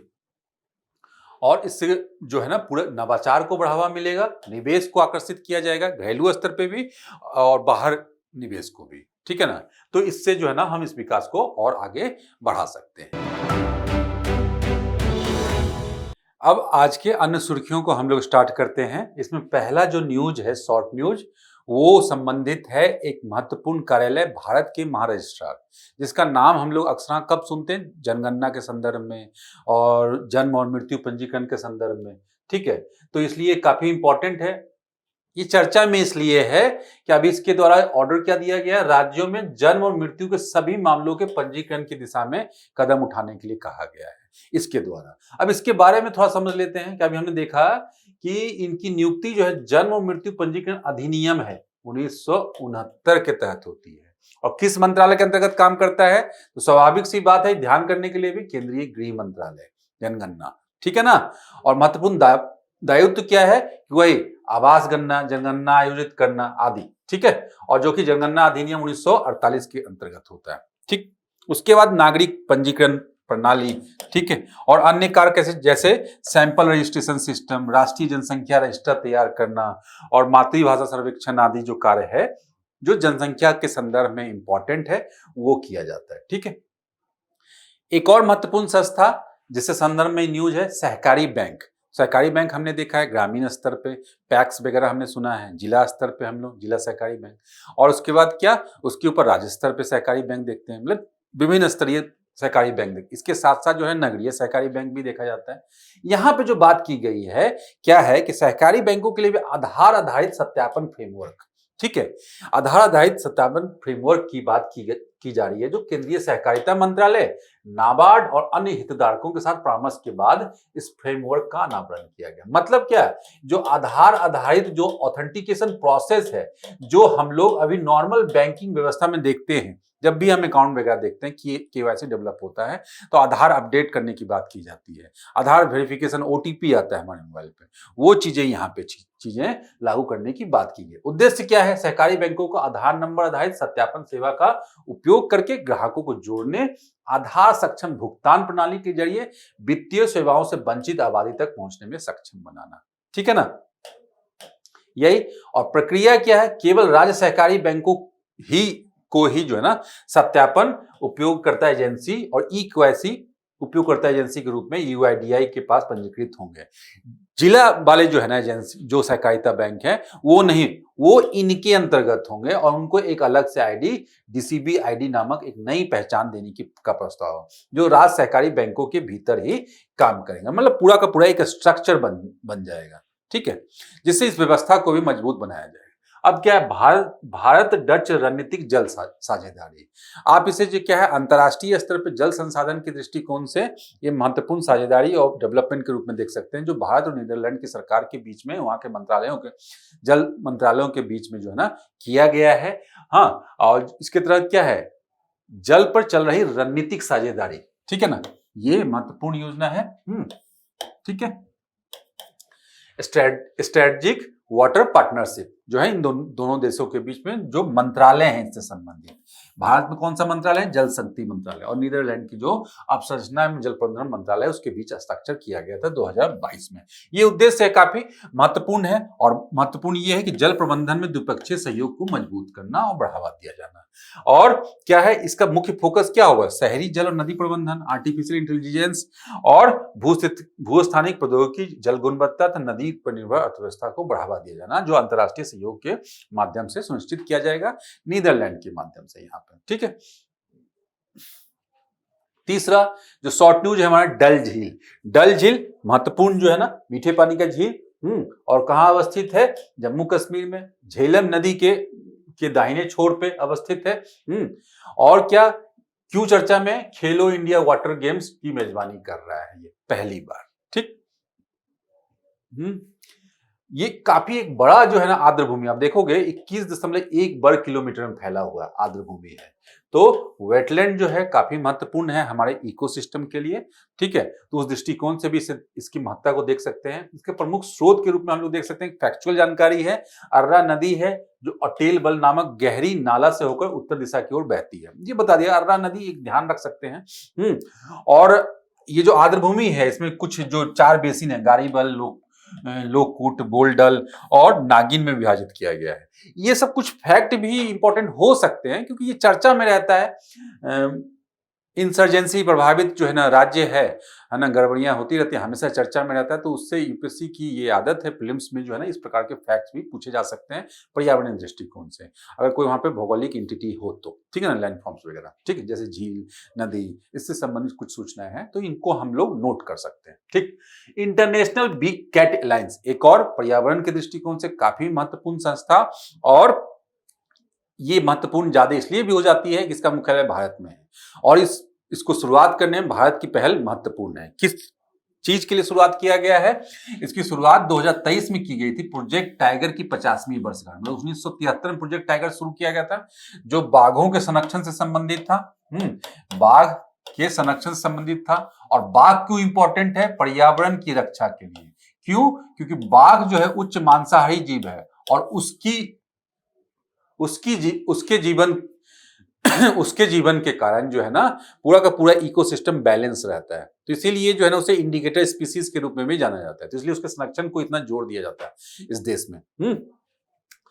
तो उसके आधार पे जो 2023 में आईबीसीए लागू ये प्रारंभ किया गया, और इसमें क्या है, अन्य राष्ट्र और बहु एजेंसी भी शामिल हुए, जिसमें कि अभी 95 ऐसे बिग कैट्स, 95 ऐसी एजेंसी और राष्ट्र शामिल हैं, जो जिसमें कि वैसे राष्ट्र भी हैं जहां पे ये बिग कैट्स की जनसंख्या है, और वैसे राष्ट्र भी हैं जो जिनके पास ये जनसंख्या नहीं है, लेकिन वो सिर्फ इनके संरक्षण के लिए इंटरेस्टेड हैं। तो 95 ध्यान रखेंगे। और बिग कैट्स जब मैं बार बार बोल रहा हूं तो बाघ, शेर तो है ही, उसके साथ साथ क्या, हिम तेंदुआ हम लोग देख सकते हैं, जैगुआर और पूमा जो है ना, और चीता, चीता, हिम तेंदुआ और शेर और बाघ, 1 2 3 4 5 ये भारत में पाए जाते हैं, और ये दोनों जो है ना भारत में नहीं पाए जाते। तो ये भी प्रश्न बन सकता है, बड़ी इंपॉर्टेंट क्वेश्चन हो सकता है कि भारत में इन 7 में से, बिग कैट्स में से कौन पाए जाते हैं, कौन नहीं पाए जाते हैं। तो ये भी फैक्चुअल पॉइंट से काफी इंपॉर्टेंट पर्यावरण के दृष्टिकोण से। तो ये चर्चा में भी क्यों था, मैं सबसे अंत में यही बता रहा हूं, क्यों, क्योंकि इसके महत्व को बताना आवश्यक था। ये चर्चा में इसलिए है कि भारत के द्वारा इसके महत्व को देखते हुए, इस संस्था का, अलायंस का देखते हुए, इसके अधिकारियों को ऐसे विशेषाधिकार और संरक्षण प्रदान किए जा रहे हैं जो किसे दिया जाता है, संयुक्त राष्ट्र सुरक्षा संगठनों के प्रतिनिधियों को मिलती है। ठीक है, तो इसकी इंपॉर्टेंस जो है ना हमारे पर्यावरण के दृष्टिकोण से काफी महत्वपूर्ण है। स्माइल योजना, ठीक है ना, स्माइल योजना किससे संबंधित है, इसका उद्देश्य स्वरोजगार और आजीविका के अवसर उपलब्ध करवाने से संबंधित है। लेकिन ये किसके लिए है, एक विशेष संदर्भ में, ट्रांसजेंडर व्यक्तियों को सशक्त बनाने के संदर्भ में। ठीक है, तो इसलिए काफी इंपॉर्टेंट है, समाज के कमजोर वर्गों में इनका स्थान है। ठीक है, और इनके लिए चलाई जा रही कोई भी योजना जो है ना इंपॉर्टेंट है। तो के अंतर्गत 15 दिवसीय उद्यमिता विकास कार्यक्रम शुरू किया गया है। ठीक है, तो ये किसके अंतर्गत किया गया, केंद्रीय क्षेत्र की योजना है। ठीक है, और इसका फुल फॉर्म भी देख लेते हैं, support for marginalised individual for livelihood opportunity, ये है। और कार्यान्वयन मंत्रालय कौन होगा, केंद्रीय सामाजिक न्याय और अधिकारिता मंत्रालय। और 2 उप योजनाएं हैं इसके अंदर, ट्रांसजेंडर व्यक्तियों के कल्याण के लिए व्यापक पुनर्वास हेतु केंद्रीय क्षेत्रीय योजना, और भिक्षावृत्ति में संलग्न व्यक्तियों को व्यापक पुनर्वास हेतु केंद्रीय क्षेत्र की योजना। ठीक है, और उठाए गए कदम क्या, पुनर्वास, चिकित्सा सुविधाएं, काउंसलिंग, शिक्षा, कौशल विकास, आर्थिक, मतलब कुल मिलाकर सामाजिक रूप से, आर्थिक रूप से जो है उन्हें सुरक्षा प्रदान करना और उनका सशक्त बनाना उन्हें। ठीक है, चलिए, अंतरराष्ट्रीय स्तर पर एक महत्वपूर्ण एजेंसी नाटो, हमने सुना है, सैन्य सुरक्षा के संदर्भ में, है ना, नॉर्थ अटलांटिक ट्रीटी ऑर्गेनाइजेशन, द्वितीय विश्व युद्ध के बाद के समय में इसका निर्माण किया गया, जिसमें अटलांटिक जो महासागर है उसके दोनों ओर के राष्ट्र, मतलब अमेरिका और जो यूरोपीय राष्ट्र है, उनके बीच में ये अलायंस बनाया गया, और उनके बीच में ये सैन्य अलायंस था, सुरक्षा के दृष्टिकोण से इस अलायंस को बनाया गया। और उसमें ये उद्देश्य में बोला गया कि किसी एक राष्ट्र पर हमला किसी दूसरे राष्ट्र के द्वारा जो सारे सदस्य राष्ट्रों पे हमला समझा जाएगा। तो उसके बाद जो है, उसके पश्चात जो है, उस सबके द्वारा, सारे सदस्यों के द्वारा उस पे जो है ना, उसे दुश्मन राष्ट्र मानते हुए उसके प्रति कार्रवाई की जाएगी। ये इसके जो है ना मुख्य उद्देश्यों में से है। ठीक है ना, ध्यान रखेंगे। तो इसका जो मुख्यालय कहाँ है, ब्रसेल्स में। वर्तमान में कहाँ है, वर्तमान में कितने सदस्य हैं, 32। अभी चर्चा में क्यों है, अभी चर्चा में इसलिए है कि नाटो स्वीडन में एक लॉजिस्टिक बेस स्थापित करने पर विचार कर रहा है।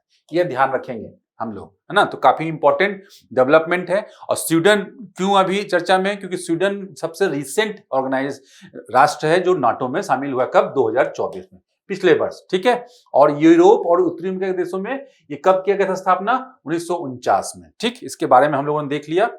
और इसके उद्देश्यों को अनुच्छेद 5 में दिया गया है, हाँ, जिसमें कहा गया कि नाटो एक और अधिक सदस्यों के विरुद्ध सशस्त्र हमला सभी सदस्य देशों के विरुद्ध हमला माना जाएगा। ठीक है, चलिए, सामान्य नवीकरणीय ऊर्जा टैरिफ, ये भी इंपॉर्टेंट है। ऊर्जा क्षेत्र में देश के नवीकरणीय ऊर्जा संसाधन के दृष्टिकोण से क्या है, केंद्रीय विद्युत मंत्रालय ने यूआरईटी, यही है, यूनिफॉर्म रिन्यूएबल एनर्जी टैरिफ, ठीक है, व्यवस्था को समाप्त कर दिया है। पहले व्यवस्था क्या थी, क्या उद्देश्य था उसका, उद्देश्य यह था कि बिजली उपभोक्ताओं को एक समान टैरिफ प्रदान करना था, एक समान टैरिफ। ऐसा केंद्रीय पूलों के भीतर समान नवीकरणीय ऊर्जा परियोजनाओं की प्रतिस्पर्धी बोली दरों को औसत निकालकर किया जाता था। ठीक है, लेकिन इसका उद्देश्य विद्युत की बोली आधारित कीमतों में गिरावट के परिणाम स्वरूप खरीदारों पर पड़ने वाले संभावित प्रभावों का समाधान करना था। तो बेसिकली दोनों जो है ना, जो पक्ष थे, खरीदने वाला बिजली और जो बनाने वाला, ठीक है, समाप्ति कारण क्या है कि 3 वर्ष की निश्चित अवधि में टैरिफ की अनिश्चितता कारण क्रेता विद्युत बिक्री समझौतों पर हस्ताक्षर करने में अनिच्छुक थे। ठीक है, और इस अनिच्छा के परिणाम स्वरूप परियोजनाएं रुक गई और इस कदम से बिजली के शुल्क निर्धारण को पारदर्शी और सुगम बनाने तथा देश भर में नवीकरणीय ऊर्जा को संस्थापित क्षमता बढ़ाने की मदद मिलेगी। तो बेसिकली वही नवीकरणीय ऊर्जा के लिए एक प्रोड्यूसर है, वो प्राइवेट भी हो सकता है, ठीक है, और उसका एक खरीदार है, और ये प्राइवेट भी हो सकता है और ये गवर्नमेंट भी हो सकती है। ठीक है, तो इनके बीच में जो है ये पूरा का पूरा ट्रांजैक्शन से संबंधित ये न्यूज है, और जब तक इस पूरे के पूरे ट्रांजैक्शन को के संदर्भ में नियमों को सुलभ नहीं बनाया जाए, आसान नहीं बनाया जाएगा, तब तक नवीकरणीय ऊर्जा के उत्पादन और उसका संचालन को आसान नहीं बनाया जा सकता है। तो चलिए नेक्स्ट देखते हैं, सुर्खियों में रहा स्थल अंत में क्या है? लेबनान। ठीक है, लेबनान क्या? लेवेंट क्षेत्र में क्या है? भूमध्य सागरीय क्षेत्र जो है वहां पे बसा हुआ ये स्थान है, और इजराइल, जॉर्डन, सीरिया हम लोग जो देखते हैं वहां पे बसा हुआ एक देश है। ये अभी चर्चा में क्यों है कि यूनिसेफ जो है लेबनान में गंभीर जल संकट को लेकर चिंता जताई है। ठीक है, और ने ब्लू लाइन के पास इजराइल के लगातार गोलाबारी की सूचना दी। ब्लू लाइन क्या है कि जो वही मैंने बताया, जो उत्तरी इजराइल है और जो दक्षिणी लेबनान है उसके बीच में जो लाइन है, वो जो लाइन है जो संयुक्त राष्ट्र के द्वारा 2000 में खींची गई थी, इजराइल के दक्षिणी लेबनान के कब्जे के बाद उसकी वापसी की पुष्टि के लिए निर्धारित सीमा रेखा, लाइन ऑफ विड्रॉल बोला जाता है, और ये 120 किलोमीटर लंबी है और ये लेबनान की दक्षिणी सीमा व इजराइल की उत्तरी सीमा का निर्धारण करती है। तो इसके बारे में चर्चा इसीलिए में थी, है ना। और लिटानी नदी राष्ट्रीय प्राधिकरण के अनुसार लेबनान का सबसे बड़ा जलाशय लेक क्राउन जल स्तर रिकॉर्ड का निम्न स्तर पर पहुंच गया है। तो ये कारण यही है, पूरा का पूरा जो जल संकट यहाँ उत्पन्न हुआ है, इसलिए ये चर्चा में है। इसके बारे में जो ज्योग्राफिकल जो मैंने बताया कि लेबनान क्या है, पश्चिम एशिया, वही मध्य एशिया, ये देख सकते हैं पश्चिम एशिया, भूमध्य सागरीय क्षेत्र में यहाँ पे इजराइल, लेबनान, सीरिया, जॉर्डन, ये सब राष्ट्र, और ये पूरा जो क्षेत्र है इसको क्या बोला जाता है? लेवेंट, और मतलब इजराइल, सीरिया, जॉर्डन और लेबनान इसको, और इसकी व्यापक परिभाषा में कभी कभी ना टर्की और इसको ये सिनाई पेनिनसुला जो इजिप्ट का हिस्सा है इसे भी ऐड कर लिया जाता है। तो सामान्य तौर पे क्या है, लेवेंट नेशन में कौन कौन से आते हैं? इजराइल, सीरिया, जॉर्डन और लेबनान। ठीक है ना। तो इस रीजन का एक महत्वपूर्ण राष्ट्र है, एशिया के लेवेंट क्षेत्र में स्थित सकरा भूभाग है, समुद्री सीमा भूमध्य सागर है, और इसके उत्तर पूर्व में सीरिया तथा दक्षिणी में इजराइल है। ठीक है, तो इस तरह से हम लोगों ने भौगोलिक विशेषता भी देख लेते हैं कि भौगोलिक विशेषता क्या, कि जो पर्वतीय राज्य है लेबनान 4 भौगोलिक क्षेत्रों में बटा हुआ है, भूमध्य सागर किनारे सकरा तटीय मैदान और लेबनान पर्वत, जबल लुबनान, ठीक है, और बीका घाटी और एंटी लेबनान और हार्मोन पर्वतमाला। और जलवायु कैसी है? भूमध्य सागरीय जलवायु, सर्दियों में आर्द्र और गर्मियों में शुष्क, मतलब सर्दियों में वर्षा होती है। ठीक है, अब हम लोग आगे के जो क्वेश्चंस हैं उसको देखेंगे एक एक करके, और आप लोग इसे वीडियो को पॉज करके भी देख सकते हैं और उसे करेंगे, और अपने जो सीखा इस वीडियो में उसको चेक करेंगे। चलिए, क्या है क्वेश्चन नंबर 1, हाल ही में भारत सरकार द्वारा घोषित मिशन सुदर्शन चक्र किससे संबंधित है? ABCD। क्वेश्चन नंबर 2, कौन सा राज्य 2025 में भारत का पहला 100% डिजिटल साक्षर राज्य बन गया? काफी आसान प्रश्न है। क्वेश्चन नंबर 3, भारत के महाराष्ट्र के संदर्भ में निम्नलिखित कथनों पर विचार कीजिए। 2 स्टेटमेंट हैं, कौन से सही हैं ये बताना है। क्वेश्चन नंबर 4, डल झील के संदर्भ में निम्नलिखित कथनों पर विचार कीजिए। देखिए, ये इस तरह से स्टेटमेंट यूपीएससी प्रीलिम्स में पूछे जा सकते हैं। ठीक है, किसी भी ज्योग्राफिकल एंटिटी के बारे में प्रश्न पूछे जाते रहे, और खास करके जो डिस्टर्ब रीजन में रहे। क्वेश्चन नंबर 5, क्या है? स्माइल स्कीम के बारे में। स्माइल योजना के संदर्भ में निम्नलिखित कथनों पर विचार कीजिए। 2 स्टेटमेंट हैं, कौन से सही हैं ये चुनना है आपको। ठीक। Question number 6, international big cat alliance के संदर्भ में निम्नलिखित कथनों पर विचार कीजिए। 1, 2, 3 स्टेटमेंट, और सही स्टेटमेंट आपको चुनना है। ठीक है, ठीक है। तो चलिए, आज के न्यूज टुडे को हम लोग यहीं पे कंक्लूड करते हैं, और आगे भी इस प्रकार के वीडियो को देखते रहिए। चलिए, धन्यवाद।